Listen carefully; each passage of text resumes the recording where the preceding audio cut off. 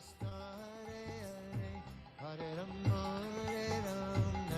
Rama, Hare Hare. Hare Krishna, Krishna, Krishna, Hare Hare, Hare Hare Krishna, Krishna, Krishna, Hare Hare, Hare Rama, Rama, Hare Hare. Hare Krishna, Krishna, Krishna, Hare Hare, Hare Rama, Rama, Hare Krishna, Krishna, Krishna, Hare Hare, Hare Rama, Hare Rama, Rama, Rama, Hare Hare. Hare Krishna, Krishna, Krishna, Krishna, Hare Hare, Hare Rama, Hare Rama, Rama, Rama, Hare Hare Krishna, Krishna, Krishna, Hare Hare, Hare Rama, Hare Rama, Rama, Rama, Hare Hare. Hare Krishna, Krishna, Krishna, Hare Hare, Hare Rama, Hare Rama, Rama, Rama, Hare Hare. Hare Krishna, Krishna, Krishna, Hare Hare, Hare Rama, Hare Rama, Rama,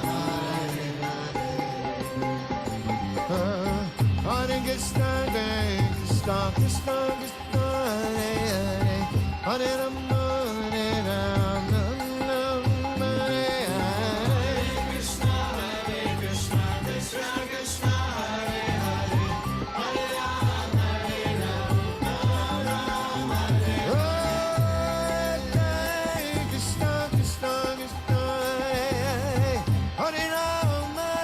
Rama, Rama, Hare Hare. Krishna, Krishna, Krishna, Hare Hare, Hare Rama, Rama, Hare Hare. Hare Krishna, Krishna, Krishna, Hare Hare, Hare Rama, Rama, Rama, Hare Hare. Hare Krishna, Krishna, Krishna, Hare Hare, Hare Rama, Rama, Rama, Hare Hare. Hare Krishna,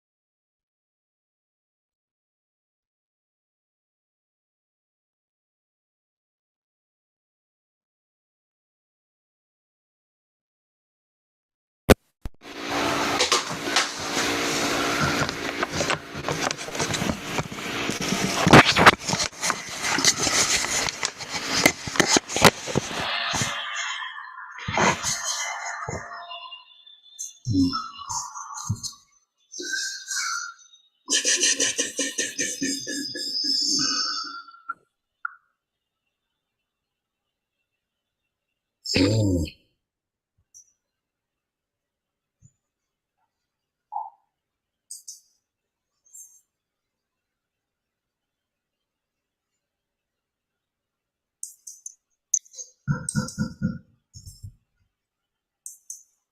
Hare Krishna Prabhuji, please accept our respectful obeisances.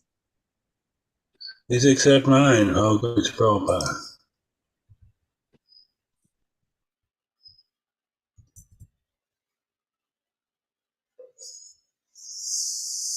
Is it a good time to start? Yes, please Prabhuji. That was yes?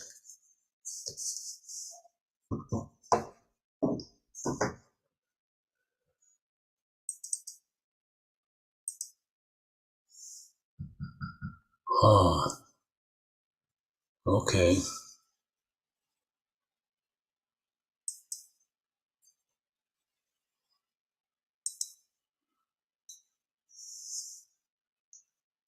Welcome everybody to the Bhakti Vaibhava.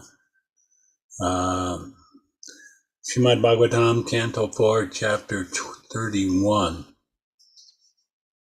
So today we'll be finishing our group of sessions, and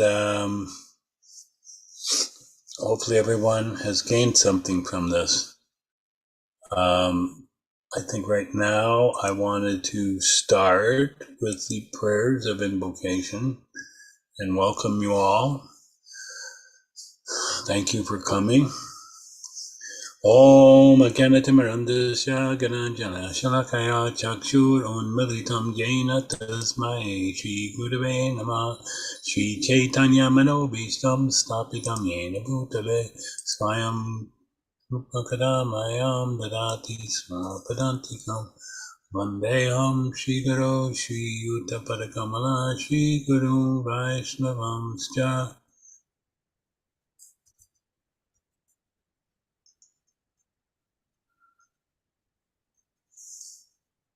Vandeham Shri Guru Shri Yuta Padakamala Shri Guru Vaishnavamscha Shri Rupam Sagar Jatam Sadhana Raghunatam Nidam tam Sijivam Sadvaitam Savadutam Prijana Saitam Krishna Chaitanya Devam Sri Radha Krishna Padam Sagana Lalita Sri Vishakam Hiram Shyam Hey Krishna Karup Sindhu Dina Bandhu Jagapate Gopisha Govika Kanta Radha Kanta Namostute Tapta Kanchana Gourange Radhe Vrindavane Shri Vrishabhanu Sute Devi Pranamami Hari Priya Vanchakalpatrubhishcha Kripasinduve Vajapatiranam Pavanebhyo Vaishnavyo Namo Namah Jai Shri Krishna Chaitanya Prabhu Nityananda Shri Advaita Gadadhar Shri Vasari Gaur Bhaktivinoda Hare Krishna Krishna Krishna Hare Hare Hare Rama Rama Rama Hare Hare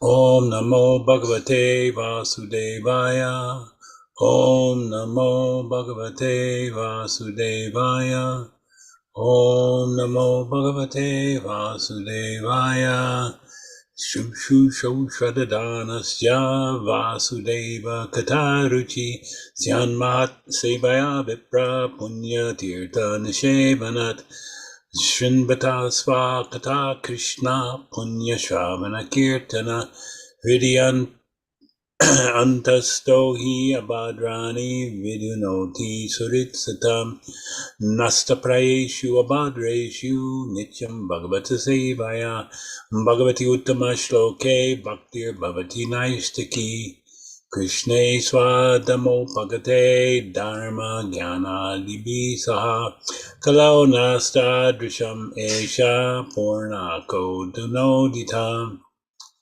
And now our prayers to invoke the mercy of Srimad Bhagavatam from the Krishna Lila Stava by Sanatana Goswami.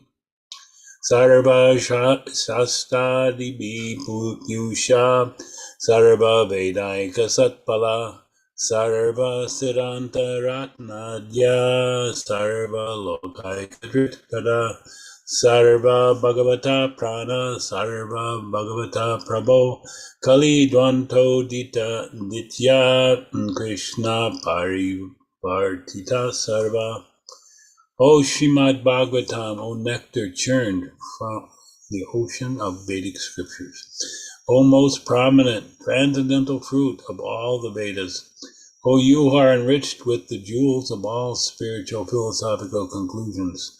O you who grant spiritual vision to all the people of the world, O life breath of the Vaishnavas.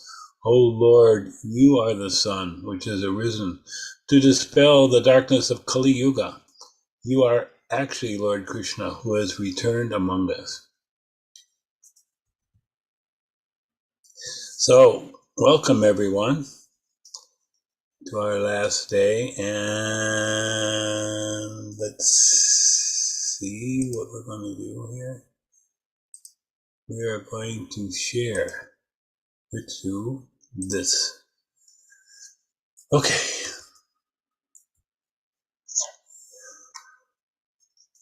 Oh, let's go ahead. Let's see.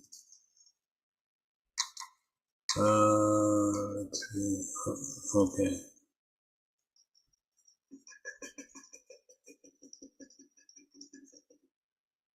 Okay, and here we are. So, what do we got going on here? Okay. So, today, before we do the review, let us look at our drawings. Anyone who's got them. Let's see what we got. So, this drawing is Ananda Leela, and she's showing, I guess, a big bowl of all kinds of foods and a big plate ready, and she said, how to enjoy in cafe restaurant, I guess, and how to procure items. So this drawing is the Lord. Oh, I'm sorry, my camera is just not looking good today. Okay. My apologies, I'm just not in the right spot. So yes, the mind is going through and is seeing so many items for sense gratification and thinking, this is my enjoyment. But the devotee is thinking how to please Krishna with the same activities. We are so fortunate. As in that prayer by Bhakti Vinod Thakur, Sarira Vidyajal Jatandya Teka, Jive Pale Vishaya Chagare, that these senses are actually networks of path leading to death. Why, that sounds very heavy thing to say, but it is true that these senses are dragging us life after life through one body after another. But Krishna is very kind. He is giving us opportunity to taste the prasad. If we offer things to Him with love and devotion, then we get to enjoy the prasadam. So this is something here that Ananda Leela has captured. Did you want to say anything more, Mataji? Just that, as in those verses, it was, mentioned by Prabhupada and in the purpose that mind action is thinking, feeling, and willing. So whatever we think, then we act accordingly. So that was the mind is like the source of our impulse from the past, and that generates the future activities. So if we are what we are doing in the present, that's what, like, we meditate upon, we think about it, and even we have dreams about it. So that was the thing. I mean, it's the same thing than how the question was saying, the conditioned soul, how he or she will react to that kind of situation. And with the same scenario, how a devotee would uh, be acting, like he, because the whole point is Krishna conscious. That means we are trying to purify our consciousness and trying to think about Krishna and relating everything to Krishna and his service. So the same item or the situation or the environment, whatever, so that could be dovetailed in the service of Krishna or in the thoughts of Krishna, and then that makes the individual soul less entangled. Hare Krishna. Pranam, glorious to Srila Prabhupada. I think we're getting some playback here. Things good, Prabhuji. So you have some drawings posted to post? Let me see what's going in the chat. Only one devotee has submitted. Devotees actually were busy in few services, so they were requesting that if we can do this exercise tomorrow, if it is okay to you, Prabhuji. Okay, let me just see what's I going on. talked to a few devotees, so they were requesting like this. So I wanted to make this request to you. Okay. So did you? Sorry. Did I interrupt everybody here, or you couldn't hear what was going on? Sounds like you didn't hear. Okay, it was just on my computer. Very good. Thank you, Ananda Leela Mataji. And then Gita Krishna. But it isn't exactly a drawing. It's more like a diagram. And the functions of the mind, thinking, feeling, willing. So in this state, the mind is under the direction of the intelligence, and it performs actions either for the conditioned living being,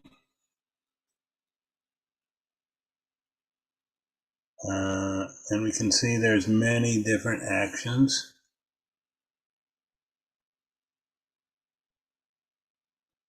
And activities of the devotee. Similar, but offered to Krishna. Distribution of books, preaching,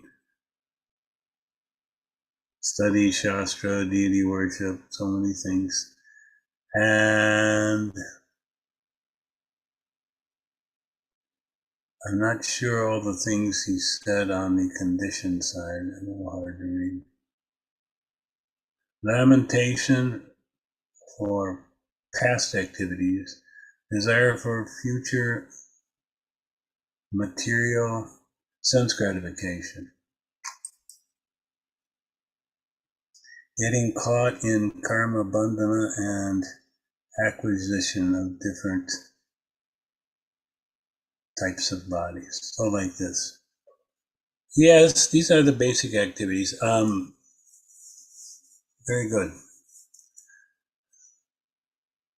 So, Rukmini, any other submissions are there? Yes, Prabhuji. One more is there of her Priya Satyabhama Mataji's. I have shared the link. If you just click on link, it's there, Prabhuji. I see two from Ananda Leela and one from Gita Krishna.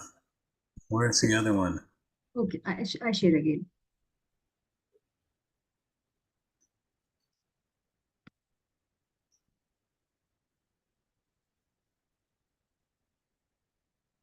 Request all to please click this. Oh, she's made like a PowerPoint. Huh. Okay. Yes, that's Obama. Oh.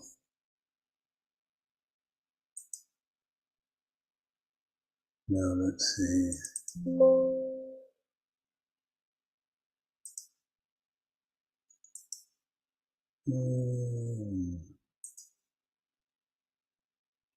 Let's see.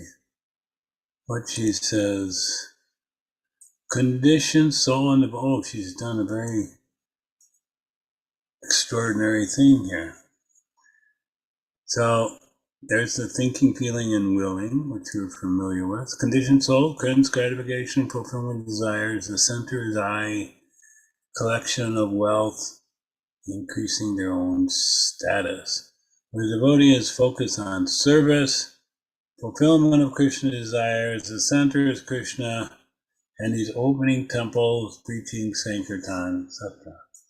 A conditioned soul works on ahammameti, where the devotee works on the lines of Krishna consciousness. As the center for the devotee is Krishna, he works according to instructions of spiritual master and takes his shelter. Conditioned souls are material, whereas the devotees are spiritual activity. Okay, good. Good. I know you're all busy, but I was hoping for a little more creativity from other people as well, but we'll go ahead. We want to do a quick review. I have also posted mine. It's a small one. Yours is there. Yes, Oh, please. let us see what that one was. Because, yeah, you said you had one. Uh-oh, I have to twist this around. Yeah. Non-devotee. He has apps on his phone and Instagram. Maybe you could help read it for me. It's a little bit difficult. Yes, Prabhuji. It's a WhatsApp, Instagram, Facebook. Non-devotee is always engaging their minds in just all these apps. As we said that it's a Kali Yuga Chela. We say like this, that all this is the smartphone is like a Kali Chela, and everybody has in his hand. So it's like a very dangerous thing for everyone, especially for a devotee. Why? Because devotee knows the goal, and he can just by engaging in little time, like we suppose a person, life expect, we don't know that we have the next moment or not. And if we just talk about the life expectancy, if it is of 60 years, just suppose 60, 65 or 70. So we have in our group, I believe that all of us have already spent half of our age. If the life expectancy, we talk about 65 or 70. So just in remaining 25, 30 years, just by using this body, which is made of stool, urine, and every, just by engaging this body, we can achieve the goal of life, to go back home, go back to Godhead, to attain Krishna Prem, to be engaged in the service of Radha and Krishna. So, but what we do, we are also caught in this thing. So this is non-devotee, of course, does this, but it is very dangerous for devotee as well, because they are not fully surrendered. So sometimes they think like they are surrendered, but this phone, the smartphones are like very dangerous. So they distract the mind. So what is to be done? We read and we like smartavya satatam vishnur vismartavya na jatuchit sarve vidhi nishedasur etayorev kinkaraha. So the goal of, whatever we do, whatever service we perform, the goal is, the motive is to remember Krishna and never forget Krishna. And this is, it is said in all the scriptures. So what a devotee does, a devotee engages his mind to understand Bhagavad Gita, and to do little service like bhoga offering to Krishna, preparing bhoga, like this. So this would Prabhuji. Very nice. Very nice. Let's see what's going on here.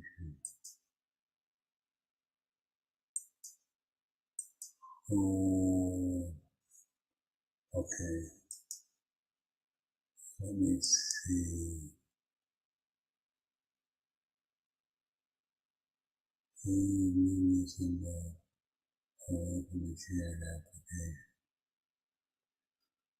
Okay, somehow or other now I have to get back to sharing my screen. And now let's see what I can get.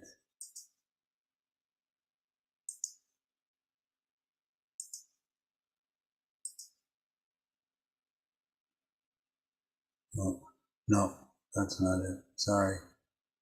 I didn't do it.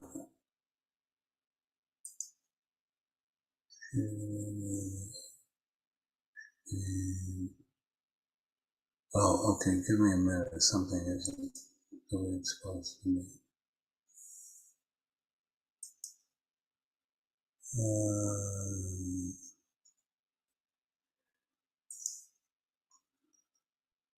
There it is. Okay. Hidden.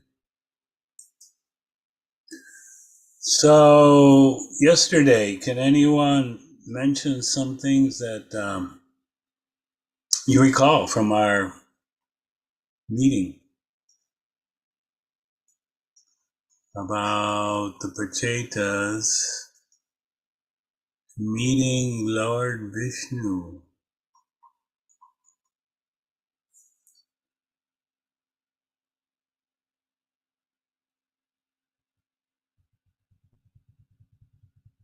Anyone?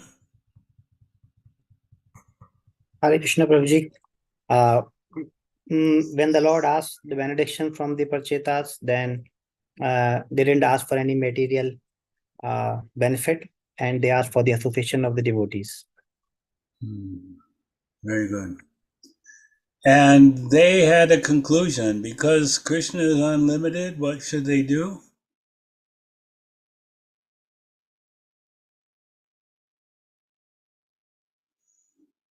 Antaryami, you can answer. They should serve together, Krishna. Is that the answer? Well, no. Because Krishna is unlimited, they should ask for an unlimited benediction. Yes. So that is to always be in the hearing and chanting association devotees. But you started to go into another very important point, and that was what?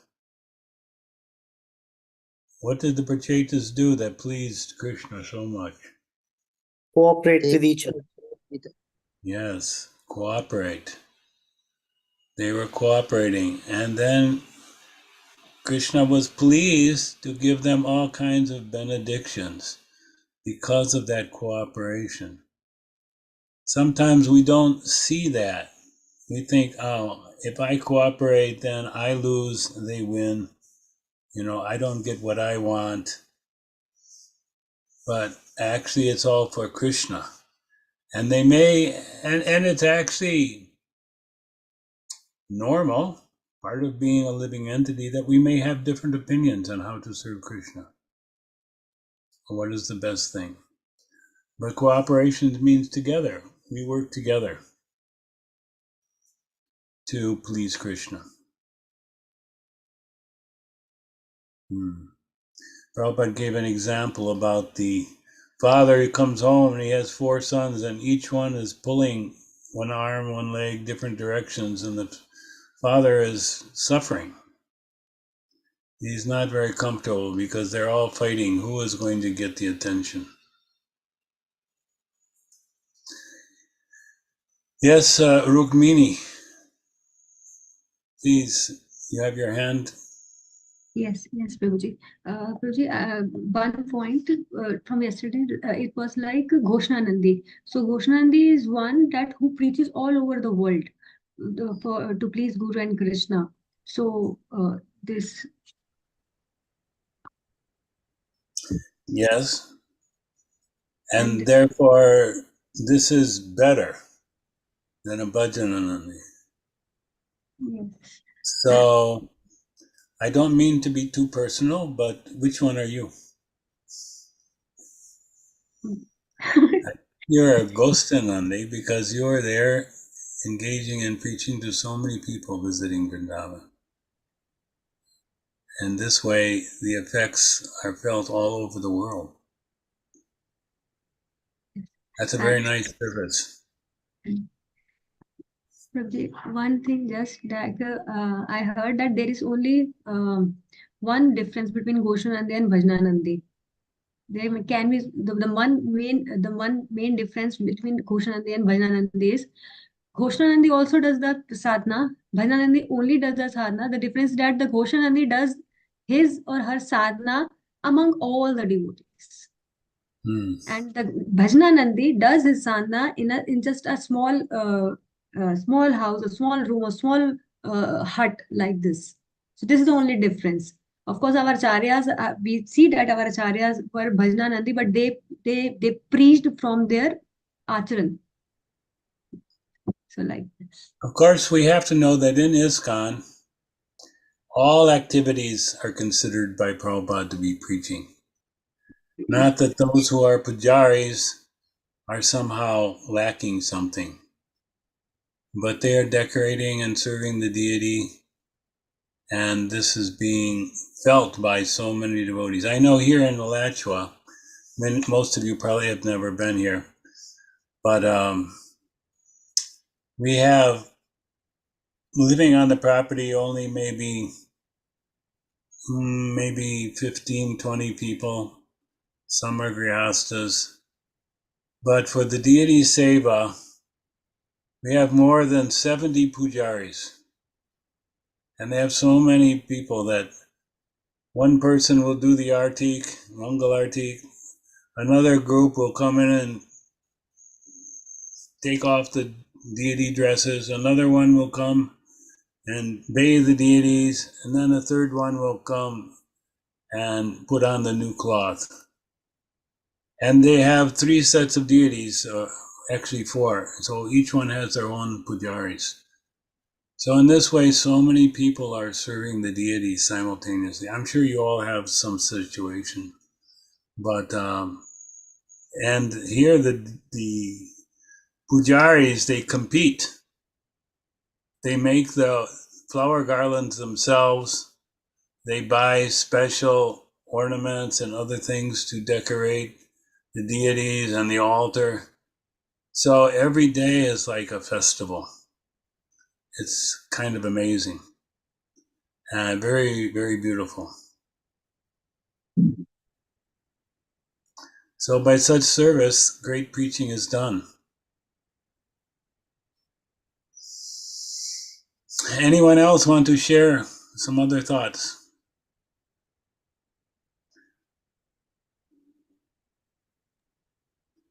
And who was, what's it?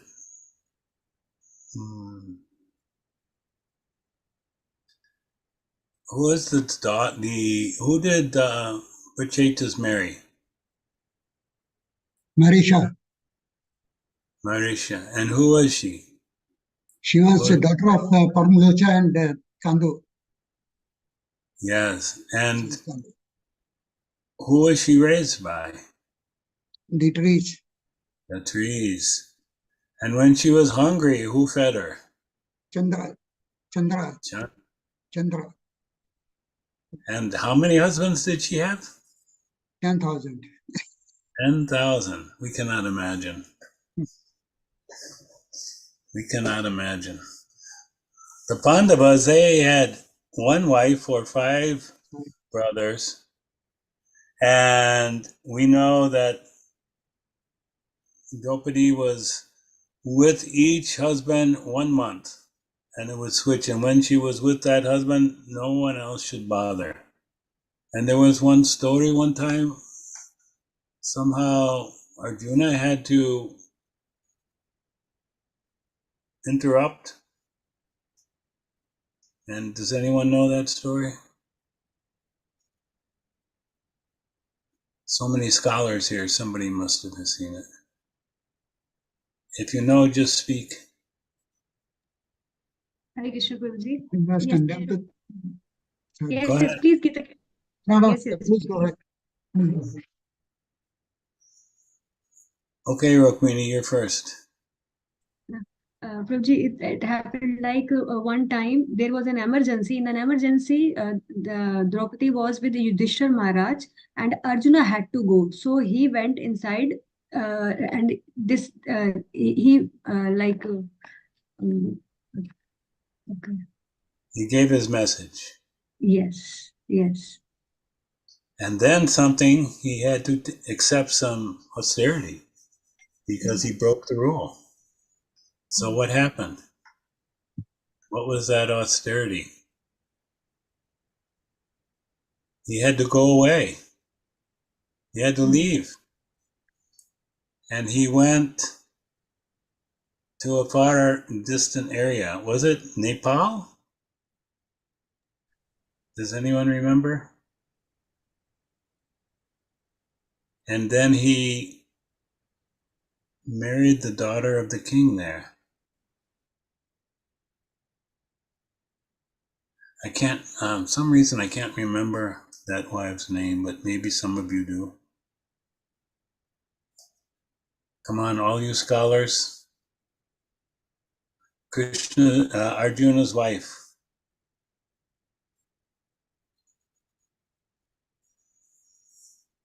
Was it Hidimba?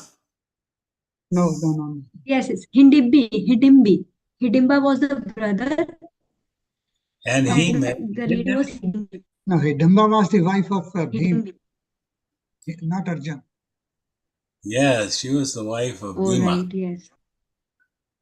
Mm. So anyway, he had a wife there in that kingdom and had a son also. So this is the challenges of having one wife for so many husbands. Okay, let's continue on and let us go. Okay. And oh yes. So when we are offering services to the Lord, is it the service the Lord accepts, or what is he accepting? Except Bhav. The bhava, the attitude of service.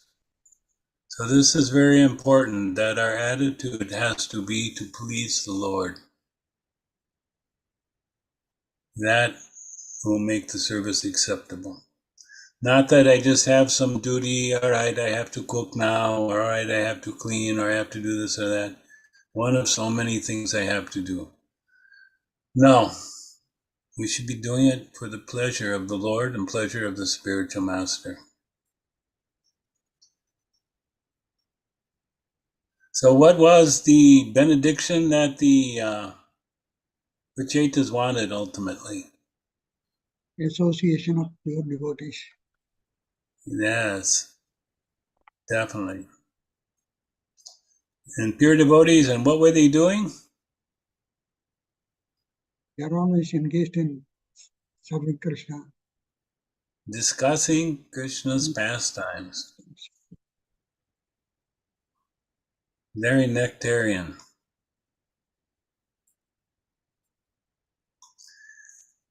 All right, let's go on. Today is probably going to be a little short, but because this is a short chapter, there's only 31 verses. So, but we managed to go half an hour already. So here we are in chapter 31, and Narada Muni is coming back again. And how many years after his last appearance? Anyone can remember? 1 million years later. So the Prachetas were there in Grihastha life, enjoying 10,000 with their one wife in the kingdom for 1 million years. And I know that's not, I was just thinking, if I had to live 1 million years in this body in Kali Yuga, I probably would forget Krishna sooner or later. Kali Yuga is so terrible. They're always being bombarded and things are going down again and again. Without the association of devotees, it would be very, very difficult. So here, Narada Muni, he appears again. After the Prachetas finally said, all right, enough, Grihastha life. They put Marissa, their wife, in the care of their son, Daksha, the great Prajapati, and they went to the seashore where the sage Jajali was residing. had attained perfection. So it was a holy place, of course. And then Narada arrives. So they offered in their obeisances, and then they said, we're too attached to our family, and that made us forget the instructions of the Lord.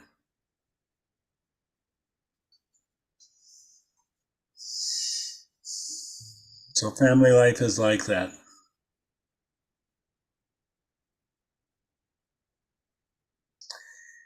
And they're asking Narada to enlighten them with the torch of knowledge. And Narada Muni is very special because he is always speaking, thinking, hearing about the Lord. He has no other activity. So let's see what this means here.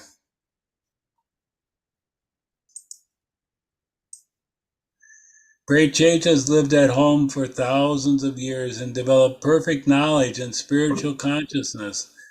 At last they remembered the blessings of the Supreme Lord and they left home. So they were not actually forgetful, although they felt they were, because they were absorbed in family duties. Those who are grihastas, we all know that even as devotees, they have so many family duties. I know I had the mistaken idea that once your child goes and gets married, that's end. No more responsibilities. But it doesn't end there. It continues, and then the grandchildren come and so many things. So Pachetas again finished their penances. They were blessed by the Supreme, and after finishing family life, under that blessing, they leave home, put their wife in charge of Daksha. Now what happens? The children, Prabhupada takes the time to talk about children. Children are given freedom during school and college in a conditioned soul's life. And what do? They simply enjoy sex life. And this is especially prominent in the West. It's just considered a natural part of life. This is what people do. So therefore, most of the children being born of undesirable fathers and mothers are varna sankara. And consequently, the whole world is in chaos. And finally, then, when a person is retired, he should leave home, search for Krishna consciousness, and make his life perfect by going back home, back to Godhead. So we should be very careful about this. Those of you who may still be developing a family should be careful that how important is that we don't want Vana Sankara. They're a burden on the earth. And they generally don't upraise this consciousness of all the other human beings. We see that the karmis, and there's pregnancy, and then they're considering killing the child because it is inconvenient, unwanted, came I wasn't expecting. Oh, sex is there, but I wasn't expecting a child. Such a thought is amazing. What do they think sex means? It means simply enjoyment? No, it means the conception of children. So in Kali Yuga, there's a long line of individual souls who are waiting to take birth in this Kali Yuga. Unfortunately, they're all demoniac. And therefore, life is not very good. For the general thing we see easily, so many wars, so much cheating, so much ignorance, so much violence, because of filled with Vana Sankara. So unless one practices penance austerities in his student life, that's when he's a child, he cannot understand the existence of God. Without realizing Krishna, one cannot make his life perfect, and one should leave his so-called comfortable home, which is simply meant for killing the soul. Very strong statement. The comfortable home life is just there to kill the soul. Because for the conditioned soul, this is exactly what happens. You know, the soul is just overwhelmed by all these different sources of sense gratification, these different entanglements, and they completely forget, ignorant of the goal of life. So the devotees take a bold position and they go and wake them up by giving them Prabhupada's books and prasadam and the holy name. So the Bachetas, they became perfect in Krishna consciousness, even though they lived grasta life for so many years. A spiritually advanced person does not see the difference between one living entity and another. This platform is attained by determination. The devotee wants to see everyone developed in Krishna consciousness. One desiring perfection or liberation should associate with a person who is already liberated. That is called sadhu sangha. So several different ideas here. And we want the sadhu sangha. This will help us come to the higher platform of consciousness. And what is that consciousness? That all living entities are equal. Now they have, so many groups saying, I want to be seen with my rights. Different races, different countries, men, women, and so many in-betweens. And it is not spiritual. They're simply seeing differences. They want to be different, seen as different, something, and then some distinguish, and then my group is better than your group. There may be fighting, discrimination, so many things. So Narada, he's coming. After practicing yoga asana for mystic yoga, Bachetas managed to control their life air, mind, words, external vision. Thus, the pranayama process was completely relieved of material. They were relieved by that, of their material attachment. So pranayama has that power. And the Bachetas concentrated their mind on Shyamasundar form of Supreme Brahman.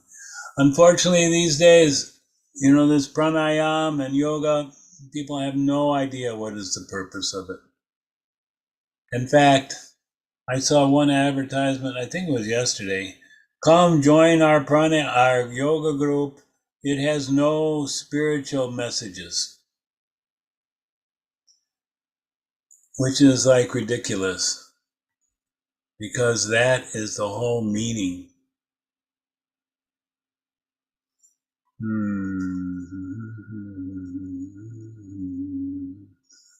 Okay. So let's see. Okay. So who do they're following Lord Shiva, and they concentrate their mind on Shyamasundar form of the Supreme Brahman. This is very wonderful because Shyamasundar is most attractive. His features are all attractive. And so much wonderful pastimes. And always associated with so many incredible devotees. So in Vrindavan, Rukmini can tell us that we're so benefited by Srila Prabhupada that we have the Shyamasundar, Radha Shyamasundar form to be focused on in our worship. So perfect Vaishnava's position should be just like Narada Muni, completely independent and unbiased. It is significant that all Prachetas were engaged in practicing yoga to concentrate their mind on the Supreme Personality of Godhead. They knew the purpose of yoga. They wanted not just peace, but they wanted to focus on the Supreme Personality of Godhead. So Narada Muni, he's traveling all over the universe. We see in the Bhagavatam so many different places he appears, and especially related to Krishna's pastime. So he is like the sun, and he is traveling, and he's driving away the fear that is in the hearts of all living entities. The fear of death, the fear of so much suffering, the fear of existence in the material world. So due to the night's darkness, everyone is afraid of rogues and thieves, especially in great cities. When one meets Narada or his representative, a spiritual master, one is freed from all anxiety brought about by ignorance. So that is what the devotees who are out preaching are doing. They're relieving everyone of their fears and anxieties because they're ignorant. Being over-attached to family affairs, we almost forgot the instructions we received from Lord Shiva and Lord Vishnu. This is the Pracheta speaking to Narada. One should know that sense enjoyment is not required, but one has to accept sense enjoyment inasmuch as one has to live. One has to become a Goswami, control his senses. One should not be attached to the sense object, but should accept sense enjoyment as much as required, no more. So like we take prasadam, and we know that this prasadam, how important that is for us and for all devotees. It is actually a greatly pleasurable event, and devotees enjoy, but it's connected with Krishna, so there's nothing to fear.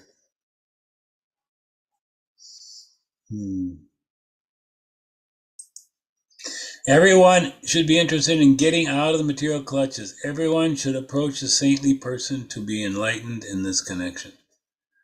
So those of you who are book distributors, this is a great line, a great inspiration for approach, that we want to give you enlightenment so you can get out of the material clutches.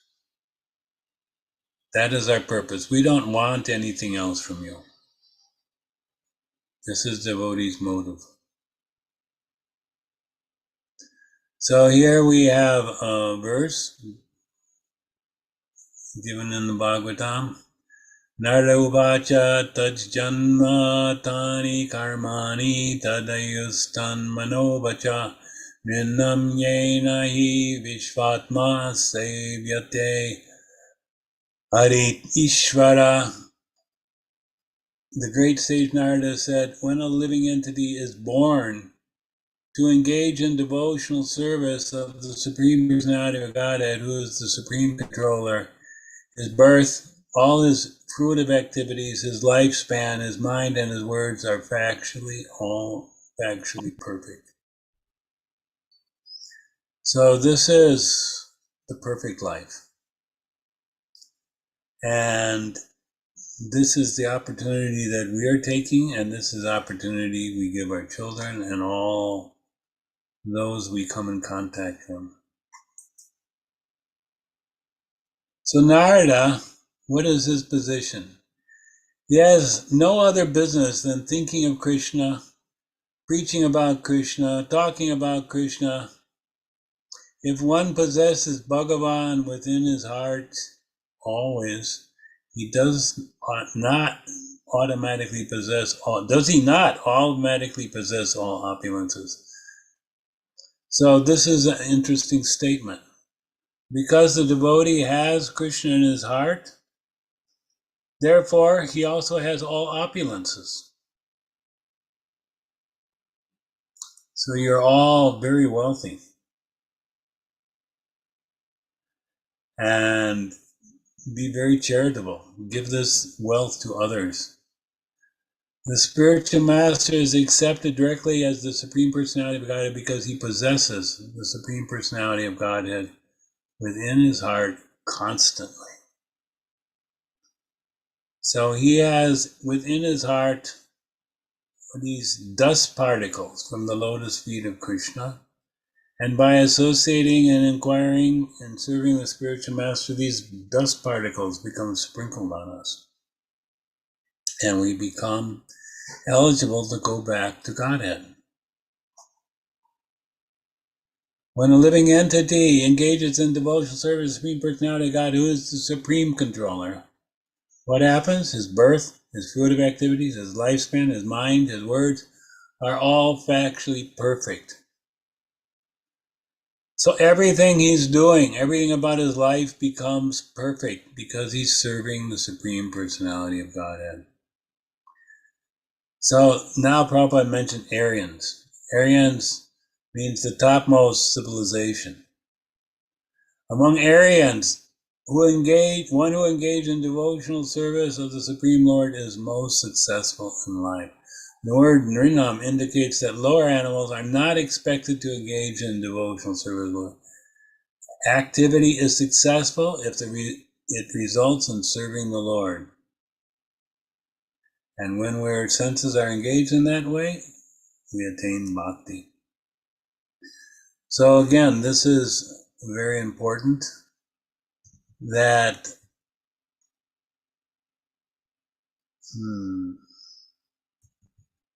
we know exactly how our lives are becoming perfect.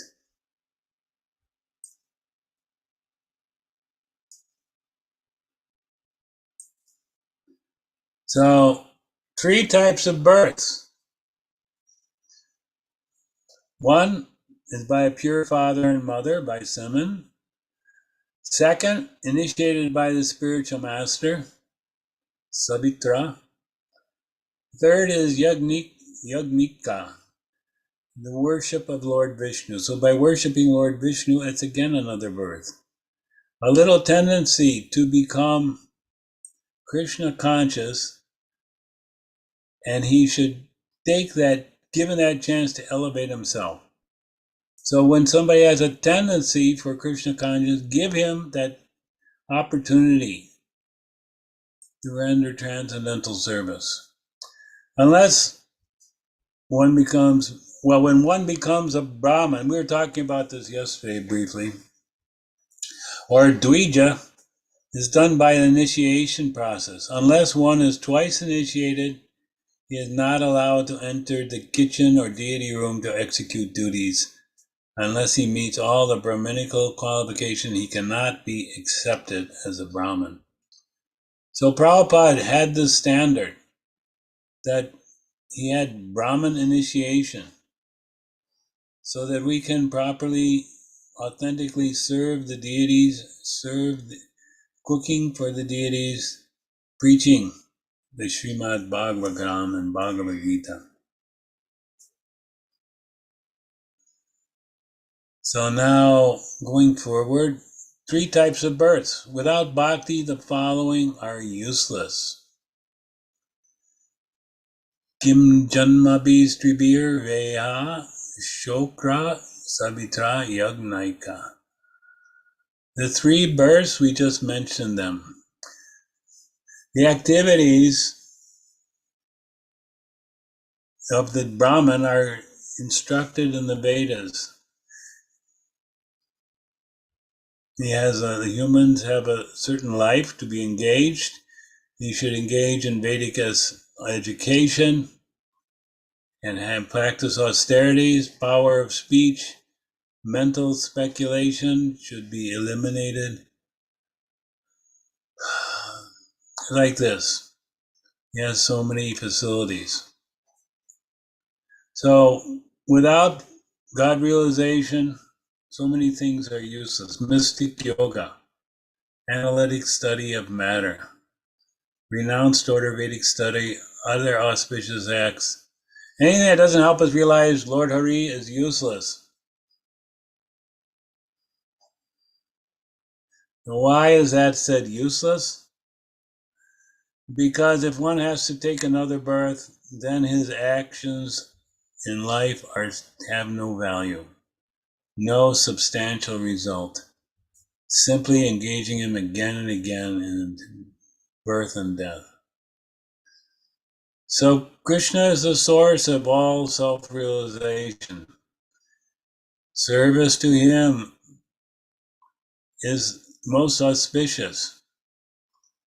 And the Supreme Lord is the Atma of all Jivatma. When he is pleased, he gives himself to the individual. So these are different points coming from these verses. How we water the root of the tree, everything becomes nourished.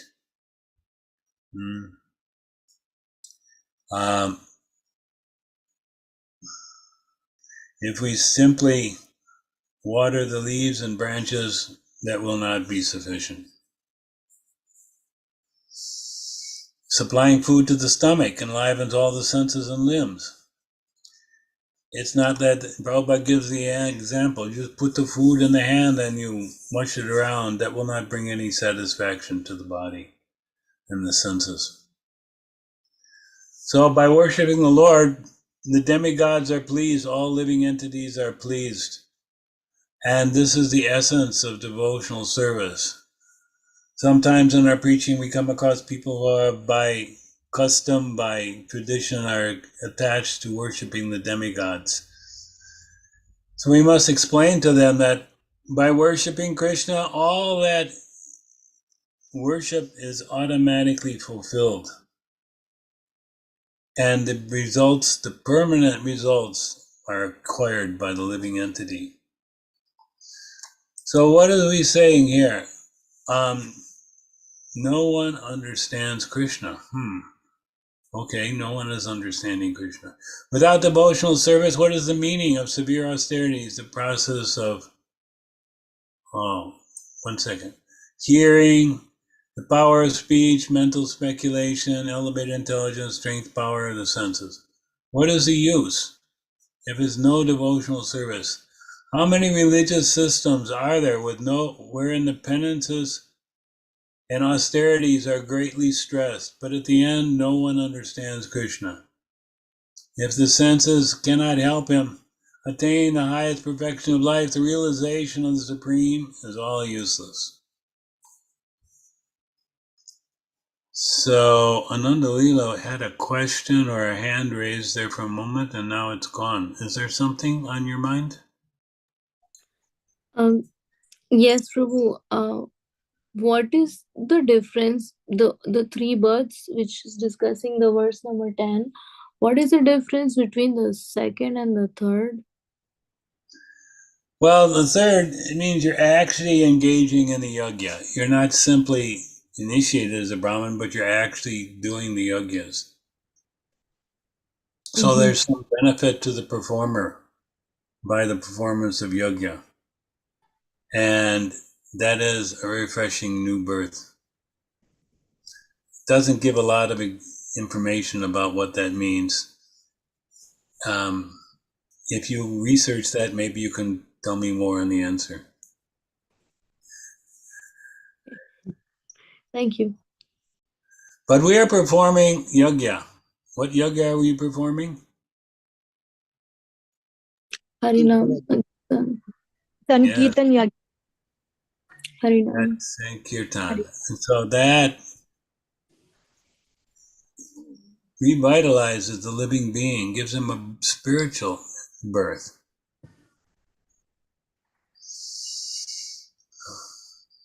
So therefore it is the process, the yajna of the age.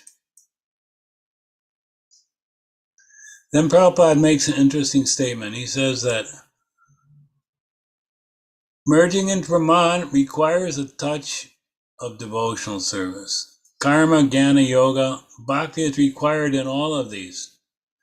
The duty of the living entity is to understand his real identity. When he does, Krishna will come and give him all the facility to come to the platform of devotional service.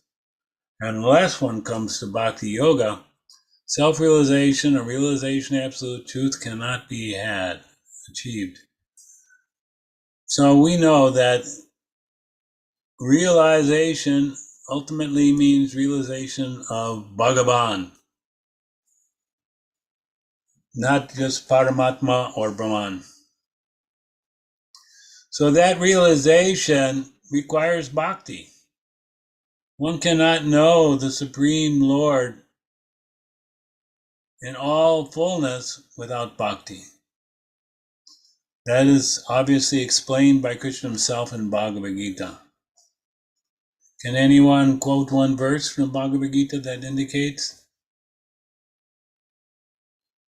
You're all great scholars. What indicates, Prabhuji? A verse that indicates that if you want to completely understand Krishna, you have to engage in bhakti yoga. The Ramiya. This one, Prabhuji. Well, obviously, this is that one verse where Krishna says of all different types of yoga, bhakti yoga is the best. I'm just paraphrasing. Yogi nam api sarvesam mad gatin Yeah. antaratmana. Shraddhavan vastevam samyuktam matah. So yes, he's been describing karma yoga, jnana yoga, hatha yoga, all different yogas. And then he says, out of all these, the best is bhakti, where one comes to understand that Krishna is everything and I must worship Krishna.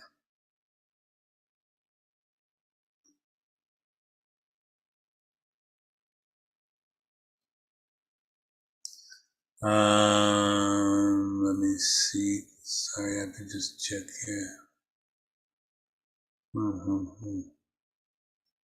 Okay. Yeah. Okay. So let's keep going. Simply worshipping Krishna, the Supreme Personality of Godhead, through devotional service.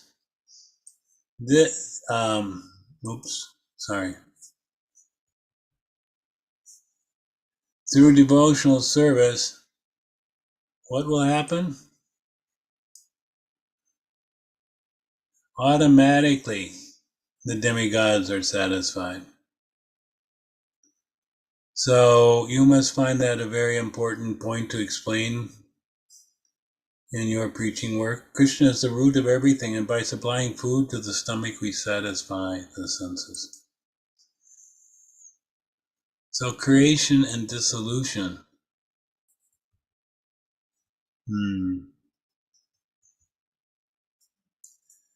So Prabhupada gives us an example. During the rainy season, water is generated from the sun. The sun is evaporating the waters from the ocean. And in due course of time, in the summer season, it's distributed, and then in the summer season, it comes and absorbs it again. And in this way, all living entities are generated from the earth. And after some time, they all return to dust. So in this way, everything is emanated from Krishna, and in due course of time, everything enters into him again. So this entire cosmic manifestation is coming from Krishna's body, and at the time of annihilation, it enters him again. So with this vision, it is very important. We see so many things in the material world, but they all are coming from Krishna. They're all from his energies, and at the end, they'll all be destroyed and absorbed again back into him. So it is simply Krishna's energy. The sunshine is non-different from Krishna. Cosmic manifestation is different from the Supreme, non-different, as we were talking here. So we see the cosmic manifestation, it is Krishna, Krishna's energy. When the senses are active, they appear to be part and parcel of the body, but when the body is asleep, their activities are unmanifested, so the cosmic creation is non-different and different from the Supreme. So here, Prabhupada is giving the example of the senses. The senses, when they're active, working senses, knowledge gathering senses, They appear to be actively part and parcel of the body. And when the body is asleep, there's no activity of the senses. So the cosmic creation is the same way, is exhibited and then is wound up. It is always part of Krishna.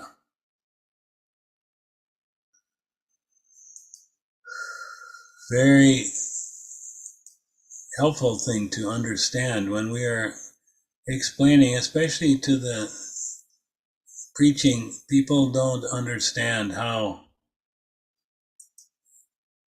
the material world is related to Krishna. Those who live in the material world are living on the bodily rays of the Supreme Personality of Godhead, but they can't see Him personally in their material condition. So they wonder, is God present? So many people are theorizing, oh, God is not present.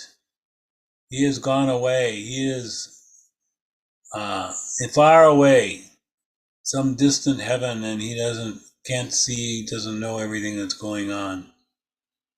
But Prabhupada says, as an example, it is not necessary for the king to live in every room of his palace for that palace to be his. All the planets resting on the sunshine are non-different from the sun. So Krishna owns this material world. It's his energy. He created. And everybody is resting, living on the rays of the sunshine coming from Krishna. When one is awakened, senses become active.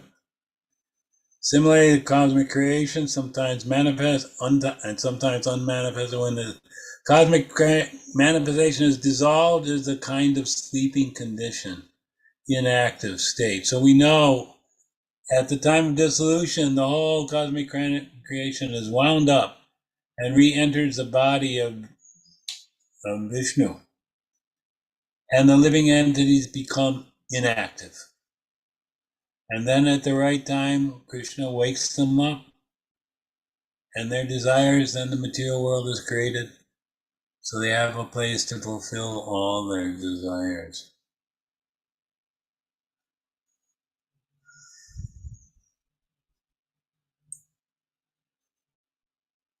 So here it's a state in the material world. We have darkness, illumination, and we have clouds that sometimes appear and disappear. So this is how the sunshine is coming. There's illumination from it, but then there's periods of darkness and night, and sometimes there's clouds. But even when the sunshine has disappeared, the potency is still there. It's always existing. Sometimes we may see clouds, rainfall, sometimes snow, sometimes night, day, sometimes illumination and darkness. But does this mean that the sun doesn't exist? No, they're all happening because there is a sun. But the sun the sun is not affected by all these changes. So Krishna, he's the remote cause, and material nature appears to be the immediate cause of cosmic manifestation.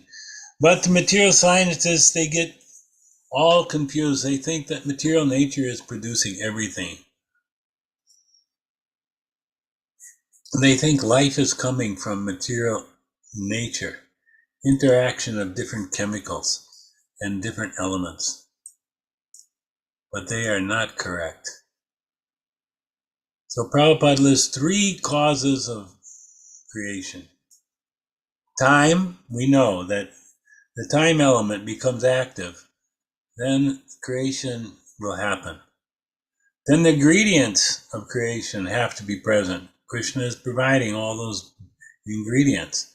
And then there's the creator, which we can say in the secondary creation is Lord Brahma.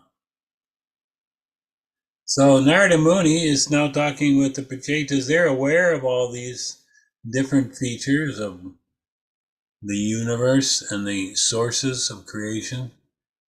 But Narada Muni says, to them to worship the direct cause, the Supreme Personality of Godhead, and engage in this devotional service. This will include then every type of pious activity one may be thinking is necessary. In this material world, there's so many pious, impious activities. And I know I was like recently corresponding with one person. He's a prisoner in the jail here in Florida. And we've been corresponding for some years.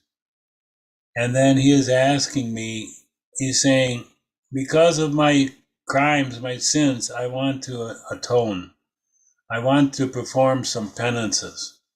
What should I do? But I said, if you chant Hare Krishna, that includes all the penances you could perform. If you chant in this mood of thankfulness, begging the Lord to please accept you, that includes all the penances. So therefore, pious activities, pious life is restored.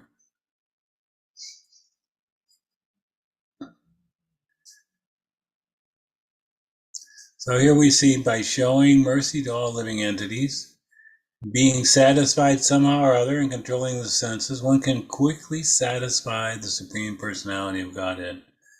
So this is Prabhupada guiding us, saying, you want to satisfy Krishna quickly? Be merciful to all living entities. Reach out, give them Krishna consciousness. Be satisfied and control your senses. Then Krishna will be satisfied. And of course, Prabhupada defines best mercy form is to spread Krishna consciousness.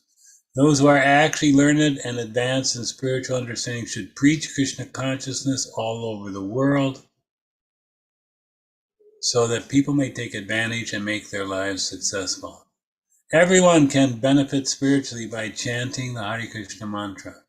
Even while preaching in hell, a pure devotee remains a pure devotee by his constant association with the Supreme Personality of Godhead. And to attain that state, what do we have to do? We have to control the senses, and the senses are automatically controlled when one's mind is engaged in the service of the Lord.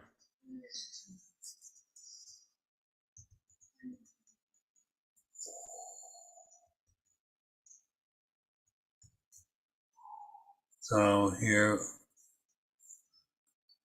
we can go and ask for any questions. Anyone have any questions? Because we're more than halfway through. Rukmini Devi, you have a question for us. Yes, Prabhuji. Prabhuji, can you please show the first slide when you started telling? Which am I showing? Can you please show the first slide? The very first slide today or the one previous to this? Like today only, Prabhuji, when you started today's chapter. Yeah, that's way back. It was regarding like there are three initiations. Three births. First from the parents. Oh, yeah. Second from spiritual master, the Harinam initiation, and the third, and there was one more after third. So I was getting Yagya. yeah. Who performs Yagya So, is taking his birth. third. So, are you performing Yagya? Yes, Prabhu Sankirtan Yagya. Well, now you've had 3 births. Okay, and that was after this. The third birth was something else, Prabhuji. What about the After Yagya. Yeah. Yagya is what gives the birth. I don't know where it is. Somewhere back here.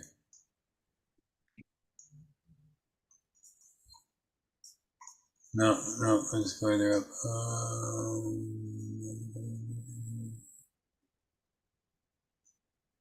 Anyway, somewhere it was there. Sorry. No. Okay, so Prabhuji, just a second birth is from spiritual master, and there is one more initiation, that is Brahman initiation. The guy So does it also come? Well, that initiation, Gayatri, is what the verse is talking about. I believe that's my understanding. I could be wrong. If you I feel think something. Prabhuji, Harinam initiation is not the initiation. The birth is the Brahman initiation.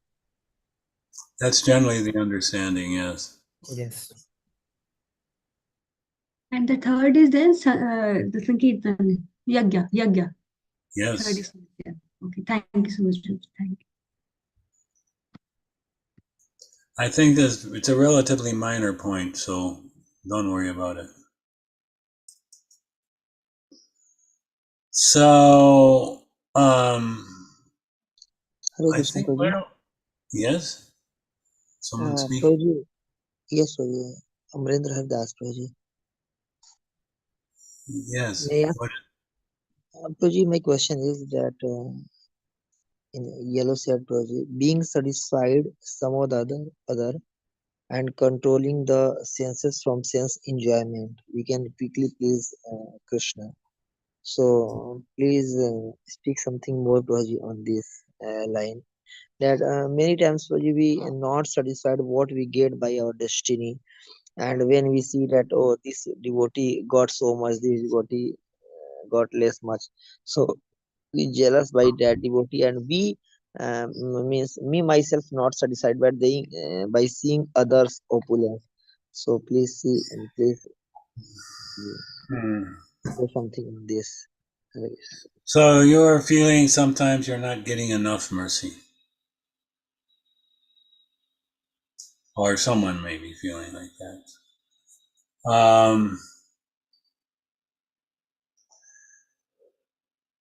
You have to ask how much mercy is actually required to have the effect.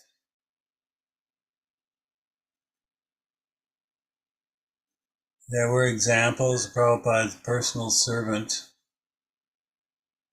and when they showed the picture of the man landing on the moon, Prabhupada said, no, he hasn't gone there. We haven't gone there. And that's so much to serve his servant that he left the service and he left Krishna consciousness. So he was so much intimately associated with Prabhupada, but due to his doubts, he couldn't remain. And so many other God brothers, God sisters I have, they actually never even met Prabhupada. And yet, 50 years later, they're still serving. So what is this? Lava matra. Just a small fraction of a moment association. That's all that's required. And if you get what is required, yes, it's nice to get more, but it's sufficient. Sufficient for us to go back to Godhead. And at the same time, we can be and remain eager to get the association of advanced devotees. That eagerness should be there by serving. And somebody sitting in your heart, listening to all your desires and fulfilling them, and that is Krishna. So many times I know I have experienced something I want or need in Krishna consciousness, the Lord fulfills it. In his own time, but he does. He is not unappreciative of our service. He appreciates very much our service.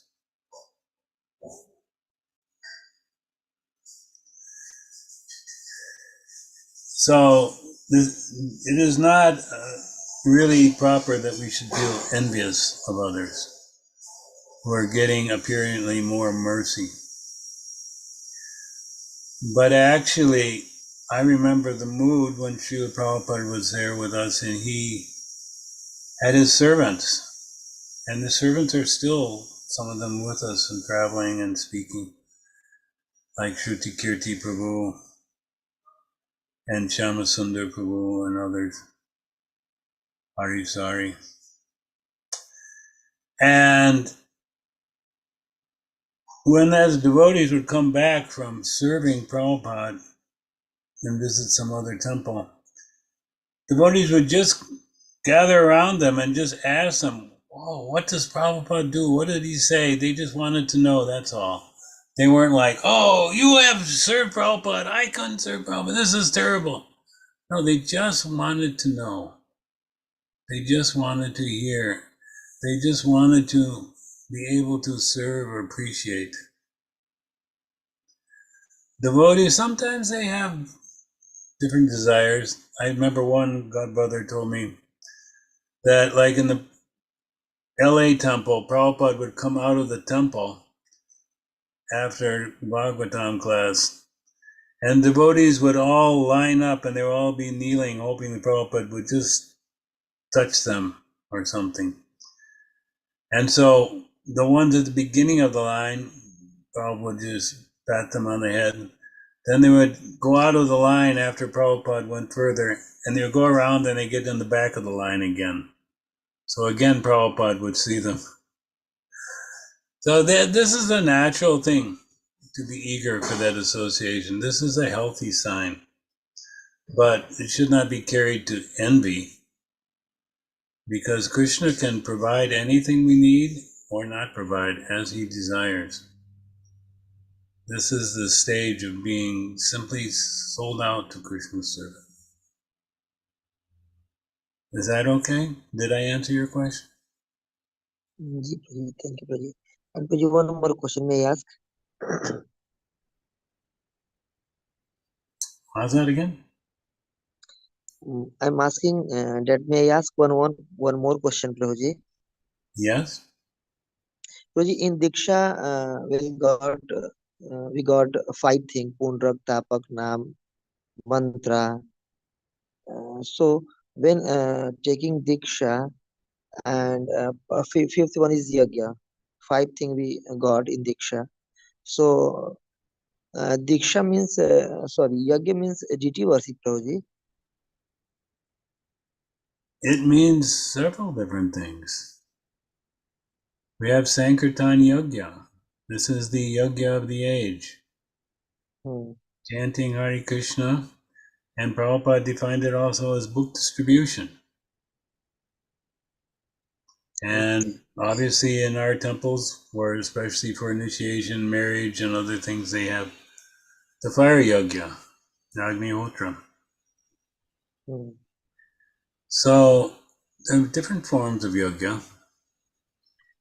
So please explain these all 5 things. What we get in Diksha, Prabhuji? What do we get in Diksha?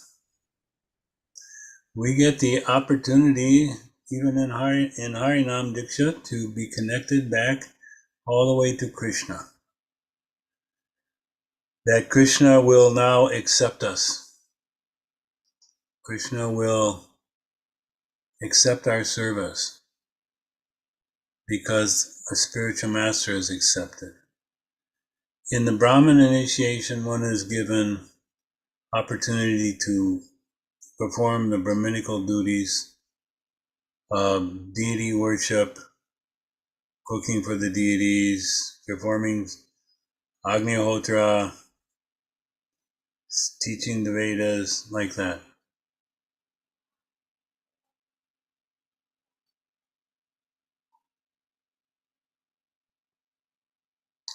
Any other questions?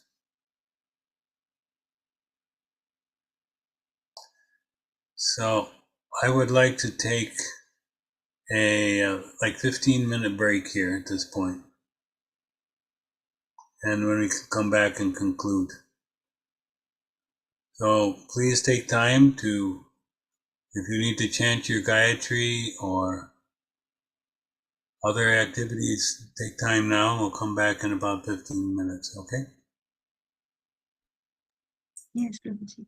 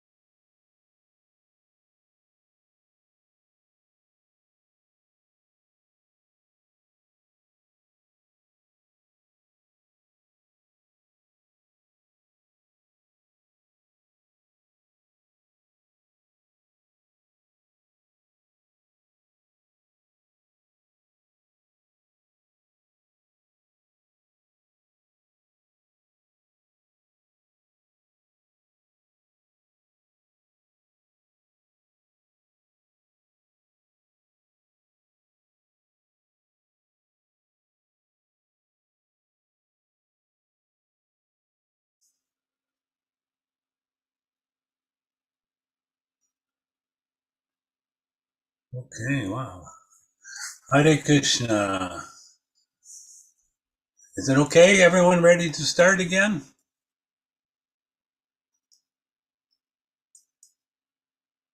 Yes, Prabhuji. Perhaps you're all a little eager to finish today, being the day before Christmas. Do they celebrate much Christmas in India? I don't think so.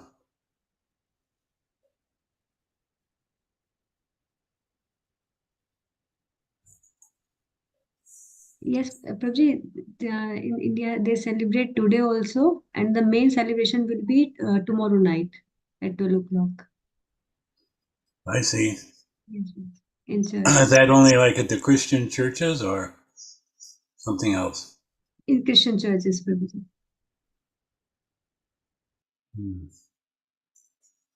All right. Well, this is one of their big days in the year where they suddenly feel religious, spiritual.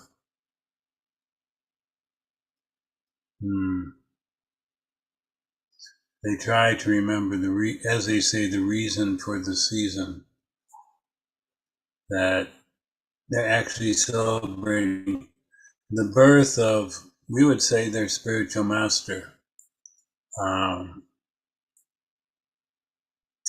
Should be very auspicious.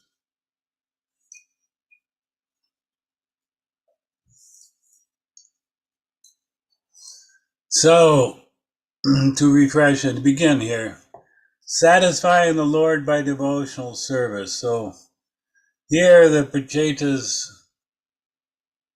are being described here, how they're satisfying the Lord. And Prabhupada talks about this intimacy between the Lord and his devotees. So all devotees, even neophyte, there's an intimate relationship with the Lord, but according to one's spiritual purity and advancement, that relationship becomes more intimate, to the point where the devotee feels that he belongs to Krishna and Krishna belongs to him. Such a intimate, close relationship. So there's two parts. Devotee, he is cleansed, he has to be cleansed of all, as we just said, cleansed of all material desires, free from all material contamination, and constantly addressing the Lord very feelingly. Avritam idita bhavanopahuta. And he is controlled by his devotees. Nija Janavas, and never leaves them. Narasarati Satam. So these are aspects of the Lord's reciprocation. He allows himself to be controlled by his devotees. He's the supreme controller. Everything is under his control. But because of this love, this selfless, deep love, pure love, he allows himself to be controlled by his devotees. And he never leaves them. He is with them constantly. So this is a very intimate, loving relationship that inspires the devotee more and more. It's just constant reciprocation. Krishna is taking care of the devotee and the devotee is serving Krishna. Back and forth, competition. We know, like examples, like Raghunath Das Goswami, he was sitting on the banks of Radhakund, chanting Hare Krishna in the middle of the day, so hot, burning in Vrindavan. I'm sure Rukmini Harisevani can tell us, in the summer, chanting under the sun, it gets very hot, yeah? Noontime. Yes, Prabhuji. And in America, in Fahrenheit degrees, it gets like, what, 120, 130, something, very hot. Even in Florida, it barely goes over 100. And he was sitting out there chanting every day and completely oblivious how the sun was beating down on his body. And then Radharani was coming and holding her veil over the top of his head to shade him. And then Rupa Goswami saw this and said, "What are you doing? You're making Radha serve you. You should not do that. Build a bhajan kutir. Get out of the sunlight." So he did that. So the point is, the devotee doesn't want to force the Lord to serve him. He only wants to serve. The most selfless form of love. And it's not a type of love that people have experience of in this material world. People are always looking for something. They want something back for their love. They want some reciprocation. Something they want back. And if they don't get it, then there's problems. So what is the Lord's reciprocation? He relishes the activities of the devotees. They have no material possessions, and they're very happy possessing bhakti. This bhakti is their life. This is their core. And they're very happy. And the Lord doesn't accept the worship of non-devotees. They're puffed up with material education, wealth, aristocracy, fruitive activity, so many things. And oftentimes they deride devotees. So can anyone have experience of these non-devotees who are worshiping? I mean, we can say like maybe different religious groups, but specifically in India, I'm wondering.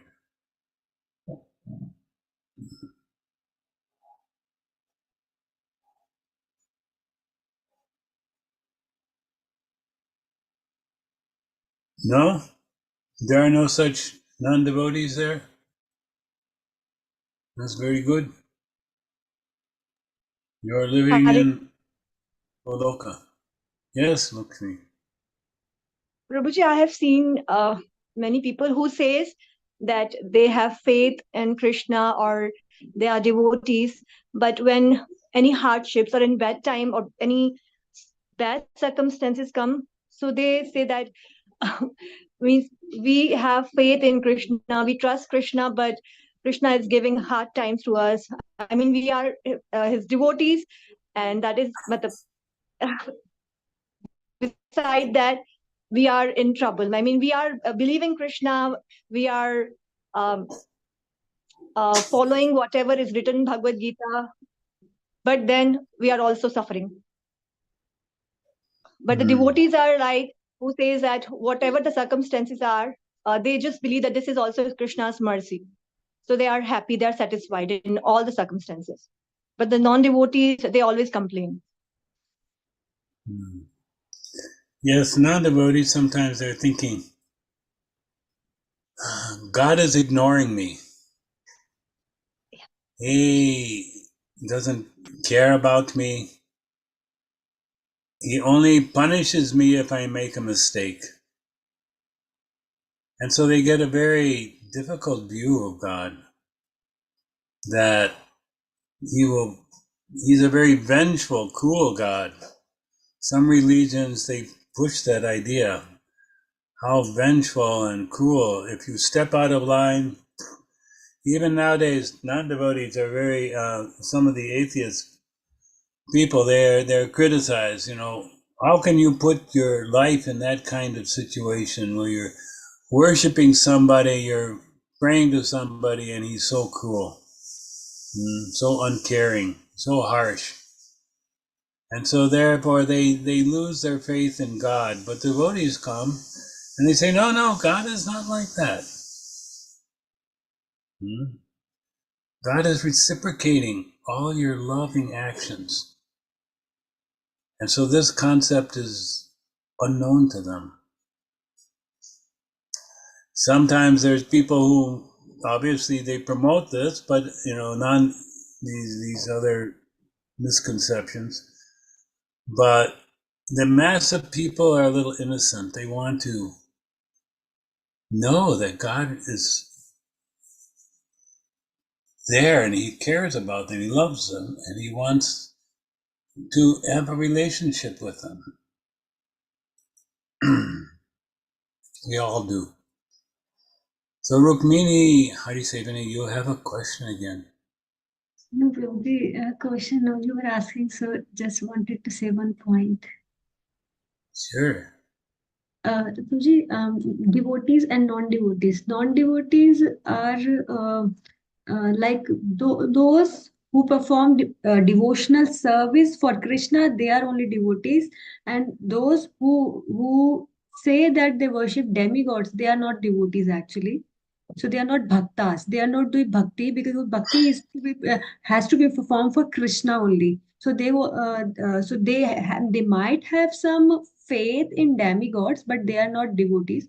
So two things were coming in my mind, and one first is non-devotees, like those people who worship demigods. So when they worship demigods, as we were reading in yesterday's session about Shiva, Lord Shiva, he gets pleased very easily. So, but the benediction he gives, it's actually not good. So, as he gave benediction to uh, so many people, and one more thing, it was coming. I don't know that how is connected, like that Jan Vaishwari Shutab Shivi Edamana Madhapuman Nevarate Dhatum Vai Tvam Aginchat Gocharam. The prayer of Kunti Maharani. So, one who already is having a good education, a wealth, and birth in a good family. So these are actually obstacles in a bhakti. So doesn't accept worship of. So we should not. And last thing, that if they we should never accept after some time, like now we have of course we are doing bhakti Vaibhava, so I can say that we should not accept anything offered to demigods. We should not offer dead food stuff. That's it. Thank you. Definitely. We are Krishna Bhaktas. We only accept things, the remnants of Krishna, as our foodstuffs. Nothing else.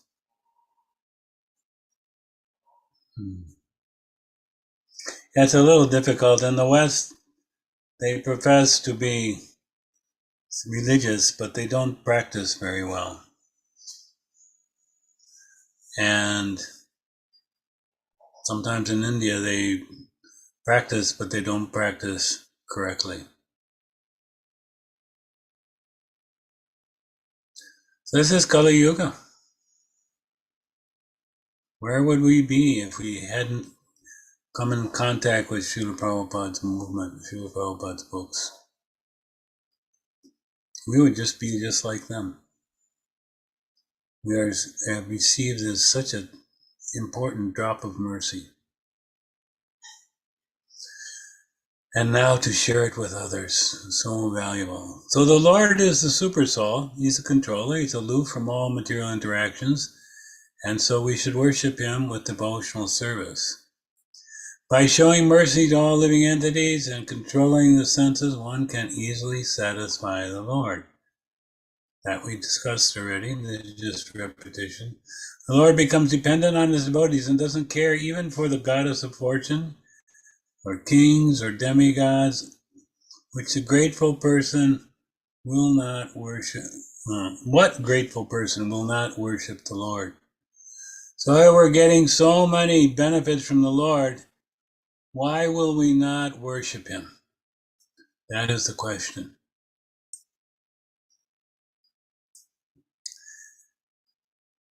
So,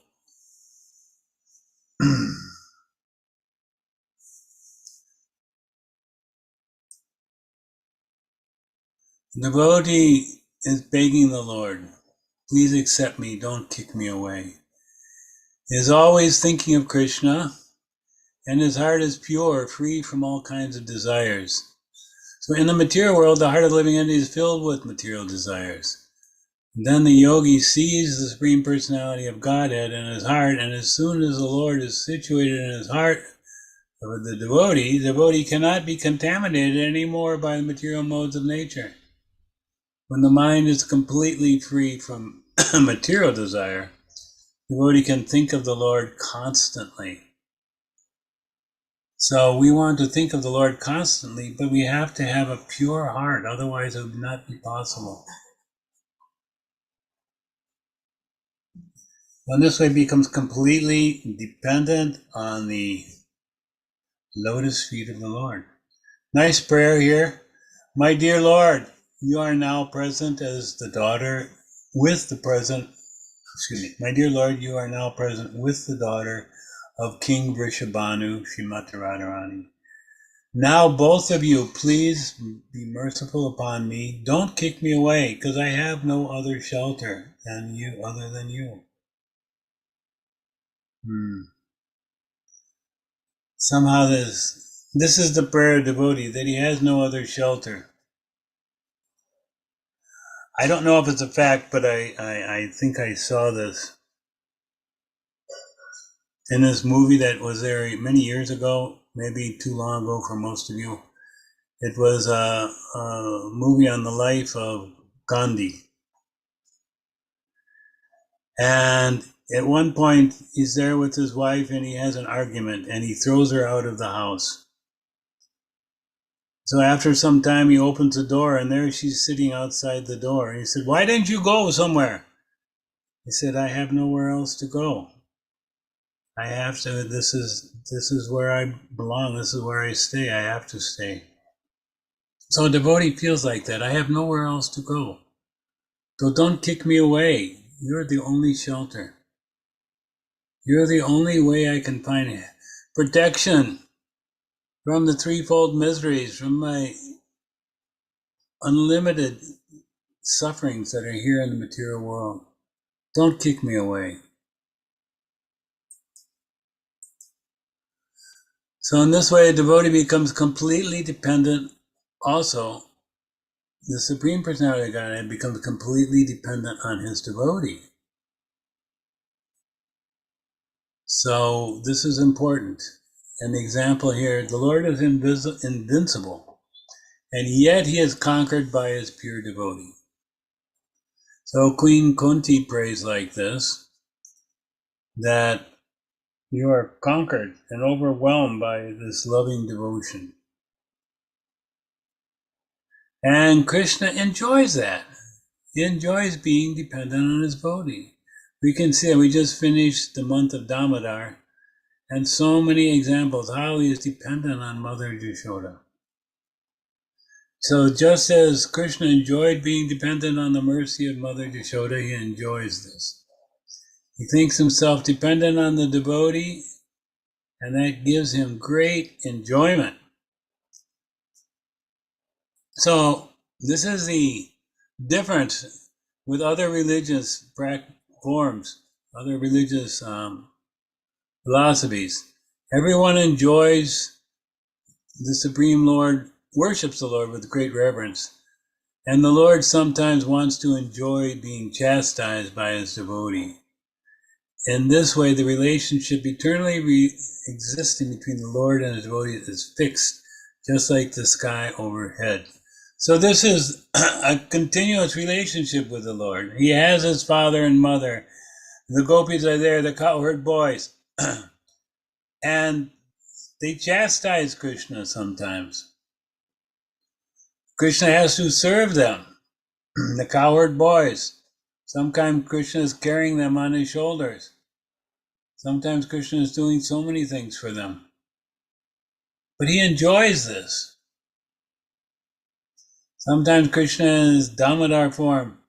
His father says, "Please bring me my shoes." And he's so small he can't lift the shoes. He just goes and touches them and smiles. Because he wants to serve his devotees. He wants to have that loving relationship. So we want to love Krishna, but Krishna enjoys loving and being chastised by us. Not that we are going around chastising, "Krishna, why didn't you do this? Krishna, why didn't you do that?" No, not in that way. But the chastisement is based on love. Any thoughts or questions on this? Kind of interesting, important area.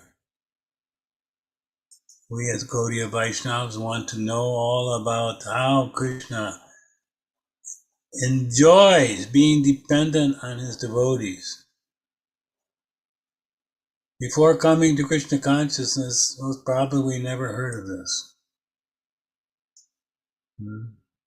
How Krishna can enjoy being dependent on his devotees.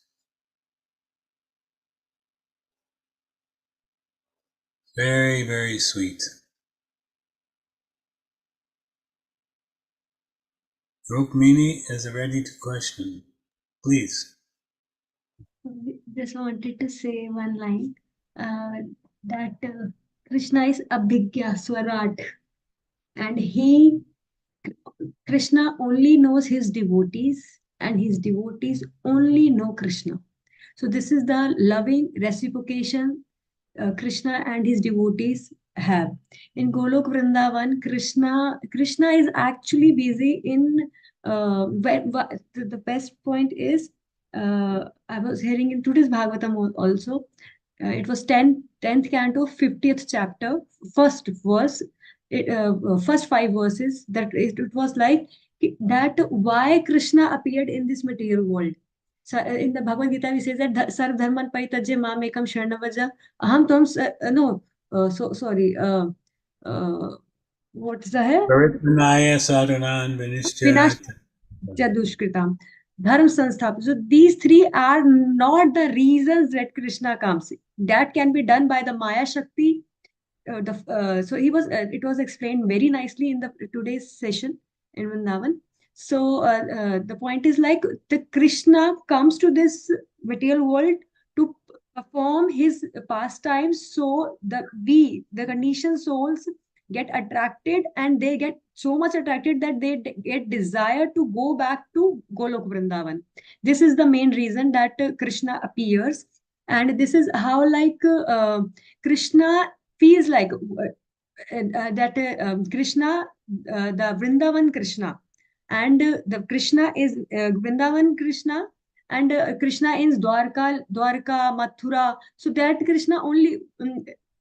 There is a difference between like in Vrindavan Krishna, the devotees, they don't know that Krishna's opulence. They are not aware of it. Even if they are aware, that then their love is so much for Krishna that overcomes. And when someone loves Krishna with awe and reverence, Krishna doesn't like that. In the Bhagavad Gita, Arjuna also says, like when he in the 11th chapter, when Virat Roop Krishna shows, so he said, oh, it's my bad that I used to be, says like, oh, my sakha, and I used to be sleep with you, sit with you, and I used to make a joke with you. So with their awe and reverence is there. But what Krishna likes someone, the devotees of Vrindavan. In the 5 main rasas, Krishna wants to be loved, and this is the reciprocation Krishna actually wants.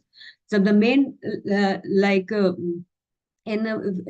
yes, when Mother Yashoda, that same difference like Vasudev and Devaki, and Nand Maharaj and Yashoda. So he really, when he went there, so he really want to go back to Vrindavan. So Krishna only knows, and he loves to be dependent on his devotees. And in Golok Vrindavan, Krishna is busy in performing pastimes with his devotees. And rest of the things, managing material world, this and that, Krishna's energies are doing. So demigods are doing. So everything is getting done by Krishna's energy. So but just one line which I like the most, that Krishna doesn't know anything about, and Krishna just want to please his devotees, and what devotees want, they just want to please Krishna. Thank you. Sounds like you had a very nice Bhagavatam class. Very good. Always eager to hear. So the Supreme Personality of Godhead becomes very dear to those devotees who have no material possessions, but are happy, fully happy in possessing devotional service. Indeed, the Lord relishes the devotional activities of such devotees. Those who are puffed up with material wealth, education, and aristocracy, root of activity, proud of possessing material things, often deride the devotees. Even if such people offer worship to the Lord never accepts them. Devotees may appear to be materially poor, but because they are spiritually advanced and enriched, they are most dear to the Supreme Lord. So this is, again, more detail on the same point. Supreme Lord never excuses one who offends a pure devotee. Supreme Personality of Godhead becomes very dependent on his devotees, and actually the devotee cannot forget his obligation. The Supreme Personality of God, even for a single moment. So there's this mutual attachment between the Lord and his devotees, and it's not a creation of the material energy, but is actually very natural, and it is completely spiritual. So here we have, one has to hear about the Supreme Personality of Godhead from a pure devotee. Hearing from Narada's mouth, Prachetas became strongly attached to the Supreme. It is sure and certain that anyone who always hears the glories of the Lord and thinks of the lotus feet will reach that supreme destination. So, in the Bhagavad Gita, Krishna glorifies that one should always think of him and worship him. And this is the correct thing, not to commit any offense against the pure devotee.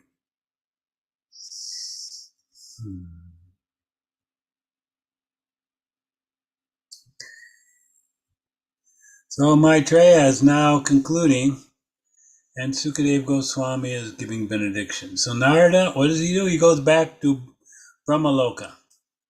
And the Prachetas, they attain the Lord's abode by meditating on his lotus feet.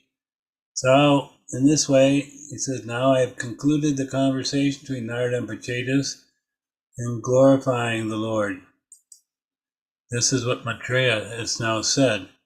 So Sukadeva now in the Bhagavatam is telling Parikshit, I have described all about Uttarapad's dynasty, now hear about Priyavrata. Priyavrata's spiritual knowledge from Narada, and yet he ruled the earth and divided the property among his children and attained the Lord's abode. So now Vidura, who was sent to hear from Maitreya by Krishna, he falls at the lotus feet of Maitreya with tears of devotion. He's thanking Maitreya and he says, I have now been shown the path of liberation by your mercy. Vidura goes off then to Hastinapur to see his relatives. And then there is a final benediction. That those who hear these topics about the surrendered kings obtain a long life, wealth, reputation, good fortune, and ultimately the opportunity to go back to Godhead. I hope you're all ready for that benediction. It is quite amazing. There's nothing left to be desired. So the process of self-realization means to go back and the path back to Godhead means surrendering to the bona fide spiritual master and taking the dust of his lotus feet on one's head. This is very interesting and important because this is how this Krishna consciousness movement started. We were following Srila Prabhupada, taking the dust of his lotus feet, and he was telling us about Krishna. And the Vedas enjoin here that we have to try and get out of the darkness of this material conditioned world and go to the light. information on that kingdom of light can be attained only by the mercy of the self-realized soul. So one has to get rid of all his material desires. And as soon as he frees them from material desires and associates with a liberated person, like is being done here, the Dura, the path back home, back to Godhead is clear. When a saintly person, now here we're switching gears again. Now he's talking about Vidura. Vidura is going to visit his relatives, specifically Dhritarashtra. So it's not like, oh, hey, I haven't seen my brother in a long time. I wonder how he's doing. No. He has no material desire to see him. He simply wants to give him some instructions so that he can benefit and go back home, back to Godhead. Even as neophytes, sometimes we try to do this. We try to give our relatives Krishna consciousness, even they may not want it. I remember the first time I went home after being in the temple for a few months for Christmas Day, because it was the custom in our family. So everyone's giving presents, so I gave presents. I gave everyone books about Krishna and the Back to Godhead. And they open the present, they look at it, and they look at me, and they said, "What is this? This is not a Christmas present. You're giving me some books." But they didn't understand that these books were the key to end their sojourn in the material world. So this is what the devotee wants to do. Then the benedictions come, if you're ready. One, those who hear these topics about the kings who are completely surrendered to the Supreme Personality of Godhead obtain without difficulty a long life, wealth, reputation, good fortune, and ultimately opportunity to return home back to Godhead. Is there anyone here that would object to these benedictions? It's time to speak up now.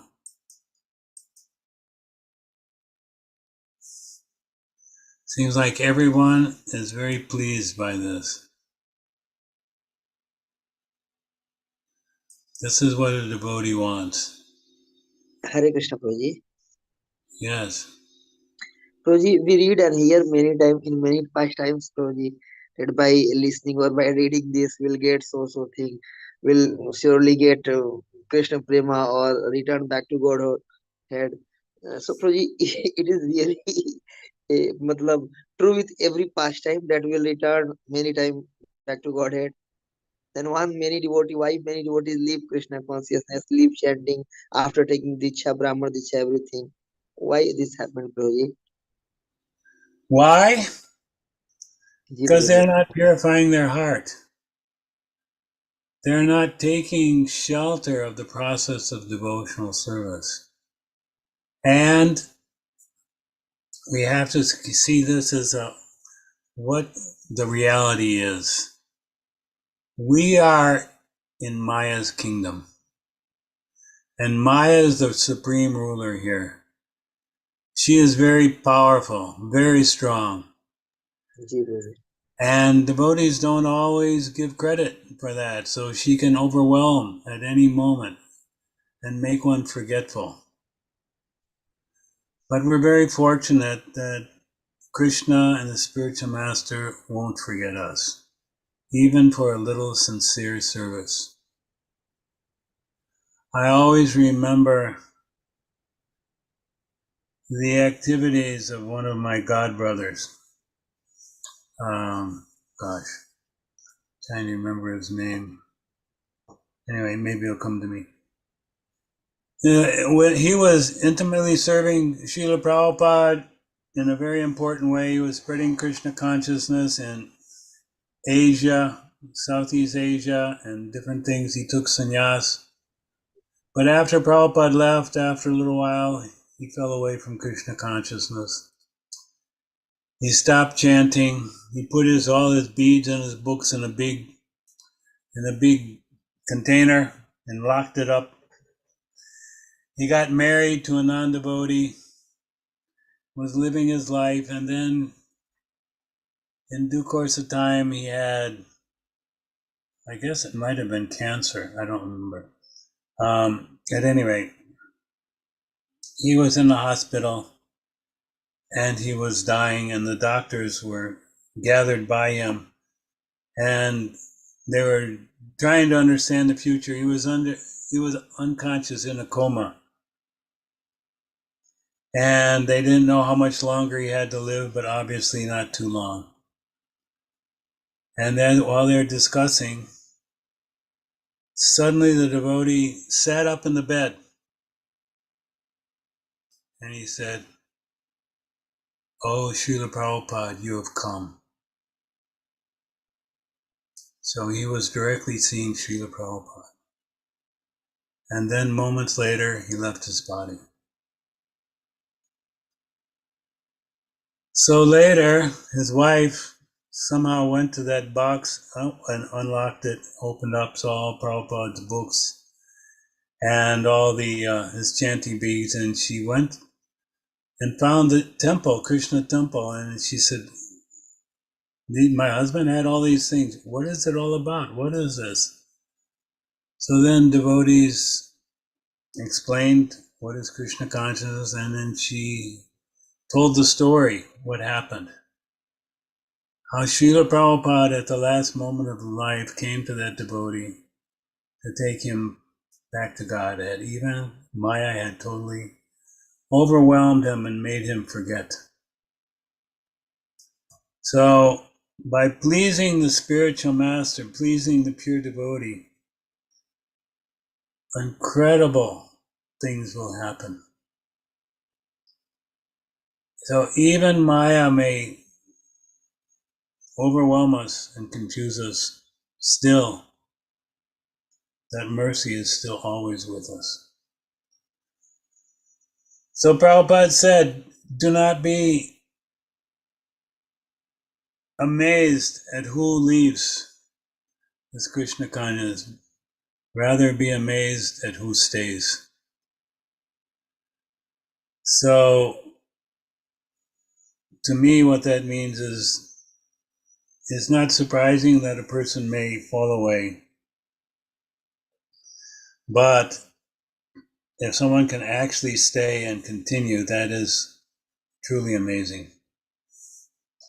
This is Kali Yuga. And many of us, most of us, come from families that were not Krishna conscious.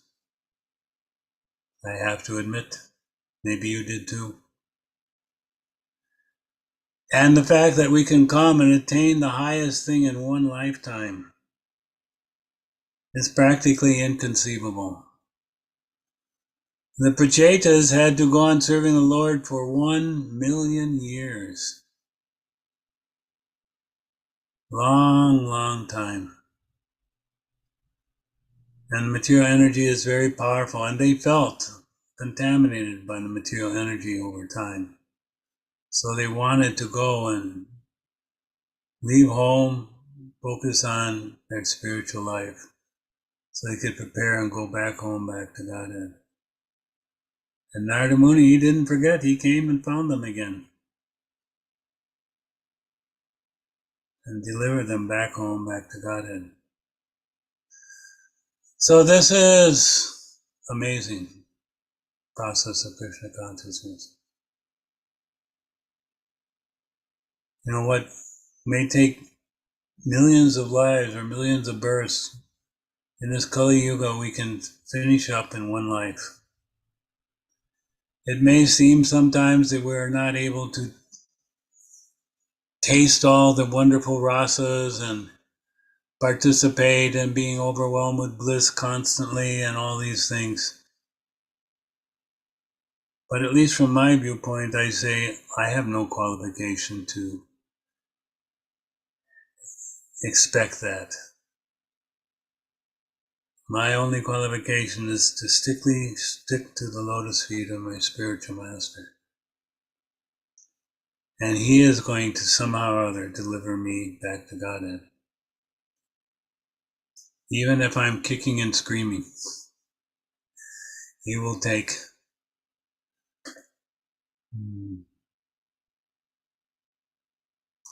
I remember a couple months ago, Sri Radhanath Maharaj was visiting Florida, and I was there in some group that he was meeting with.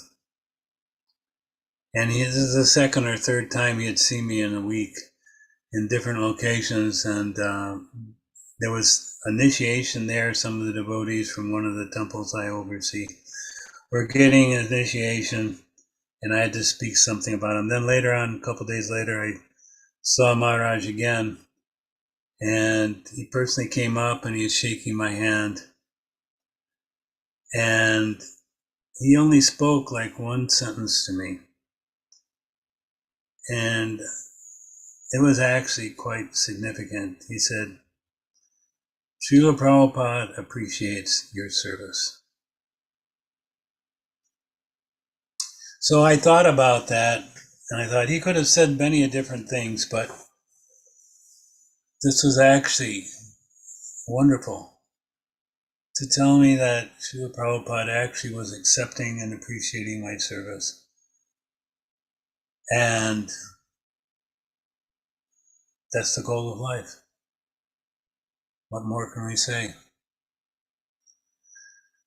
So we have to go on serving whole lifetime. Why not? What else is there better to do?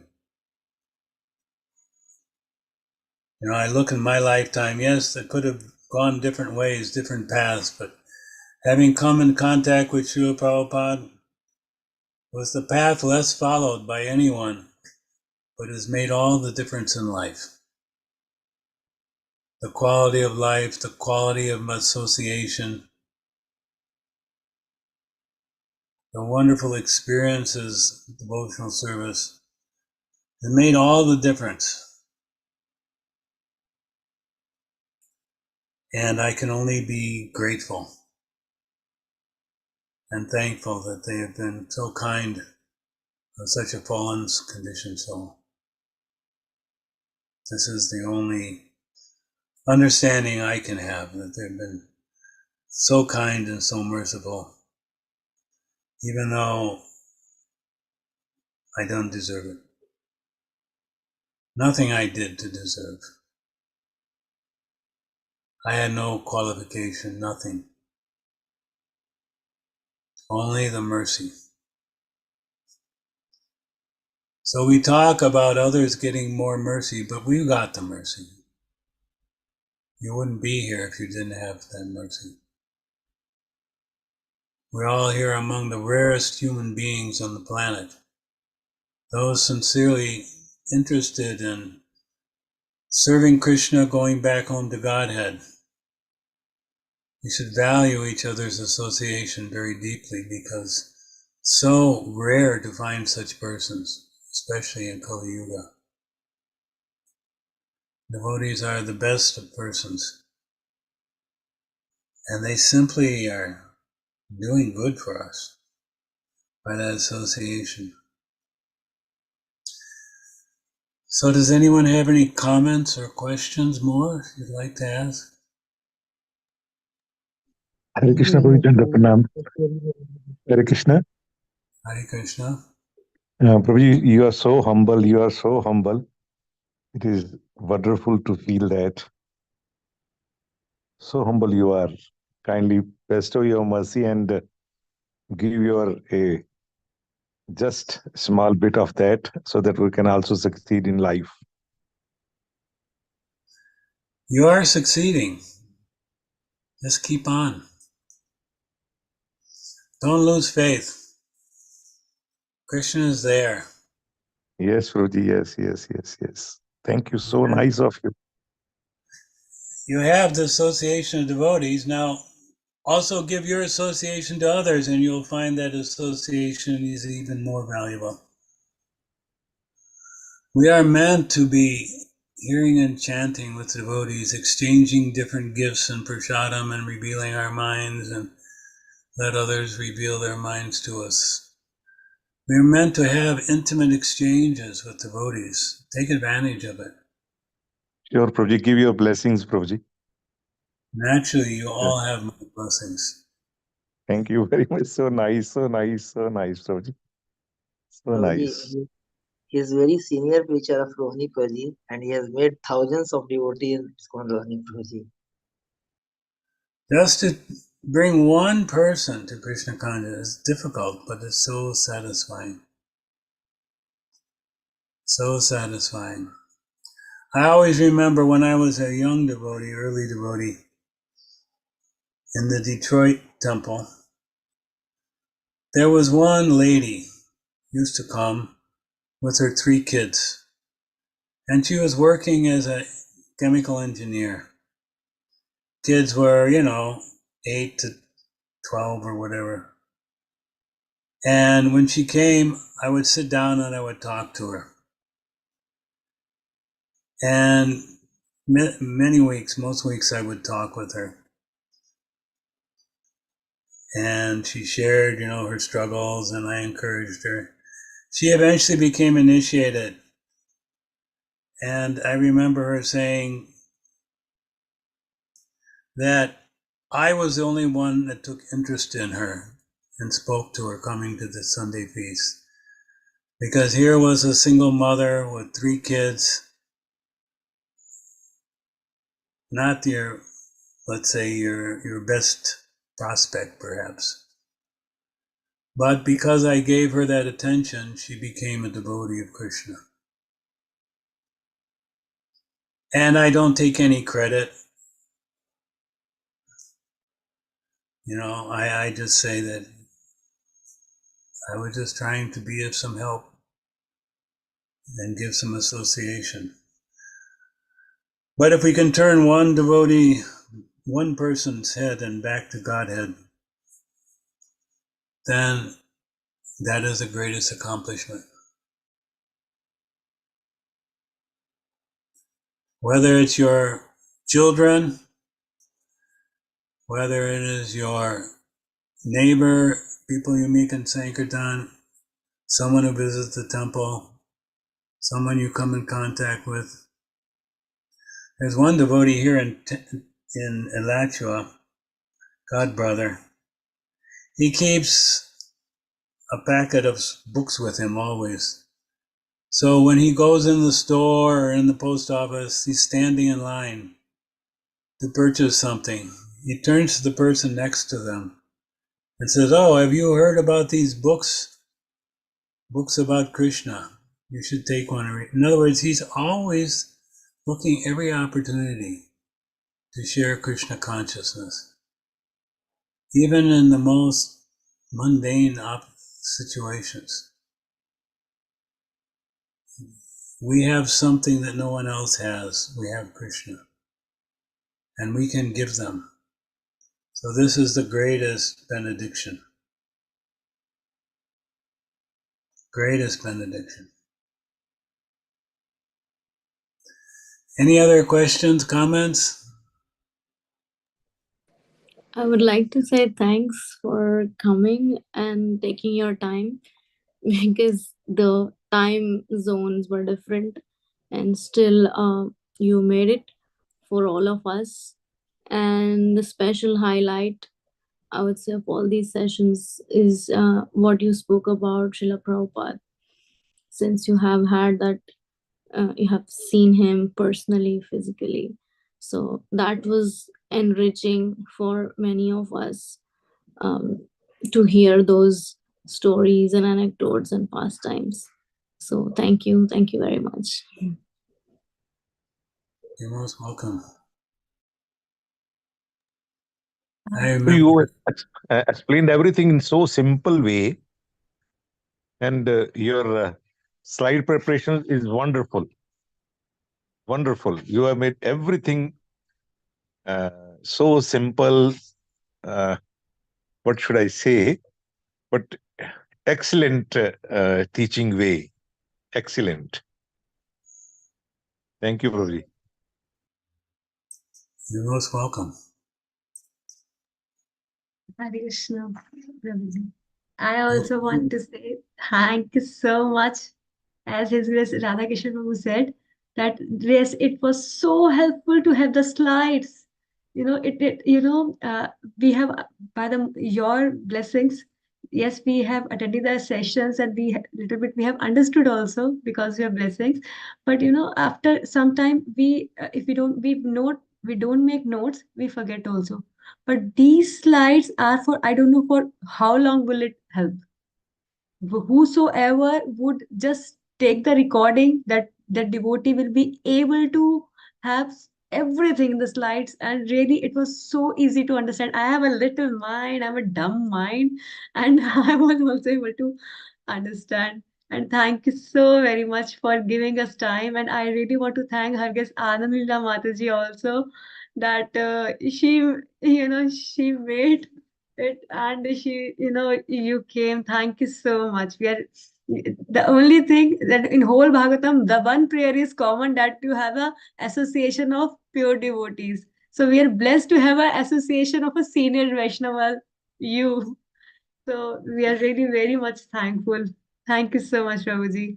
And when you were telling one thing, like in the DT department, so I was just thinking about Hargis Anila Mataji, how beautifully she, whenever I see her reels or some on YouTube lengths of it, the Mataji makes the dresses for DTs. It's like amazing. It just, we get just mesmerized. So, and in the beginning, you met with some of the devotees, Prabhuji, and there are few devotees from Pakistan also, and the devotee and his Radhakeshwar Prabhuji, who was saying, so he serves in temple, and he's a very senior devotee, and he's Amendra Hari Prabhu, he's a brahmachari. There's so many uh, amazing devotees are here. So and by your blessings, and we get your association, it was like a moon along with the stars. Thank you so much. Prabhuji, you have made so many slides and these. Can you have the trailer of this?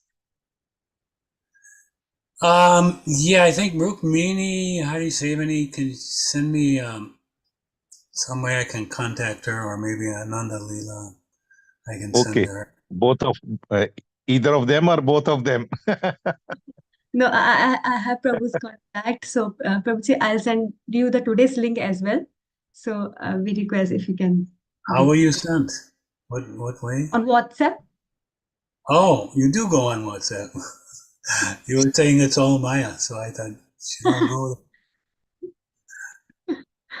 I always see that devotees and who have just spiritual contacts. That's it. The non-devotees I don't take care of. I don't see their status, nothing. Because if there is an option of checking status in the WhatsApp. I have few devotees, like 5-6 devotees. They are very senior devotees. If they are posting just one thing, it is really, I get the motivation, and that stay with me whole day long. So I just see the status of those devotees like this. Thank Very you. nice.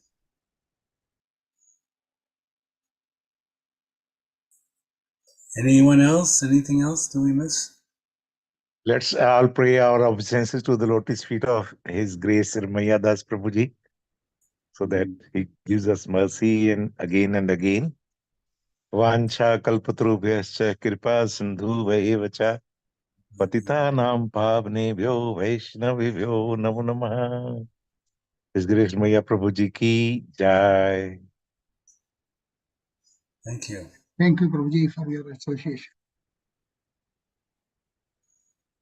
So, should we stop here? Very No, good. please continue. Please continue. Continue. Well, it's time.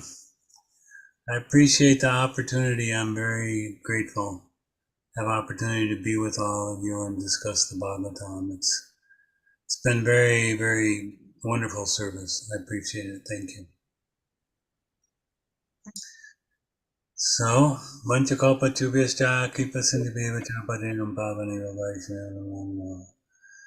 Namo Vishnu Padaya Krishna Vasaya Budale Shimate Bhakti Vedanta Swami Namaste Namaste Sasadevi Gauravani Bhajarane Nirvisesa Sayavada Pasajaras. Vaishnav Sangha Ki Jai. Thank you so much. So, until Krishna gives the opportunity for us to meet again, thank you all. Take care. Hare Krishna. Hare Krishna. Thank you very much. Thank you. So nice of you.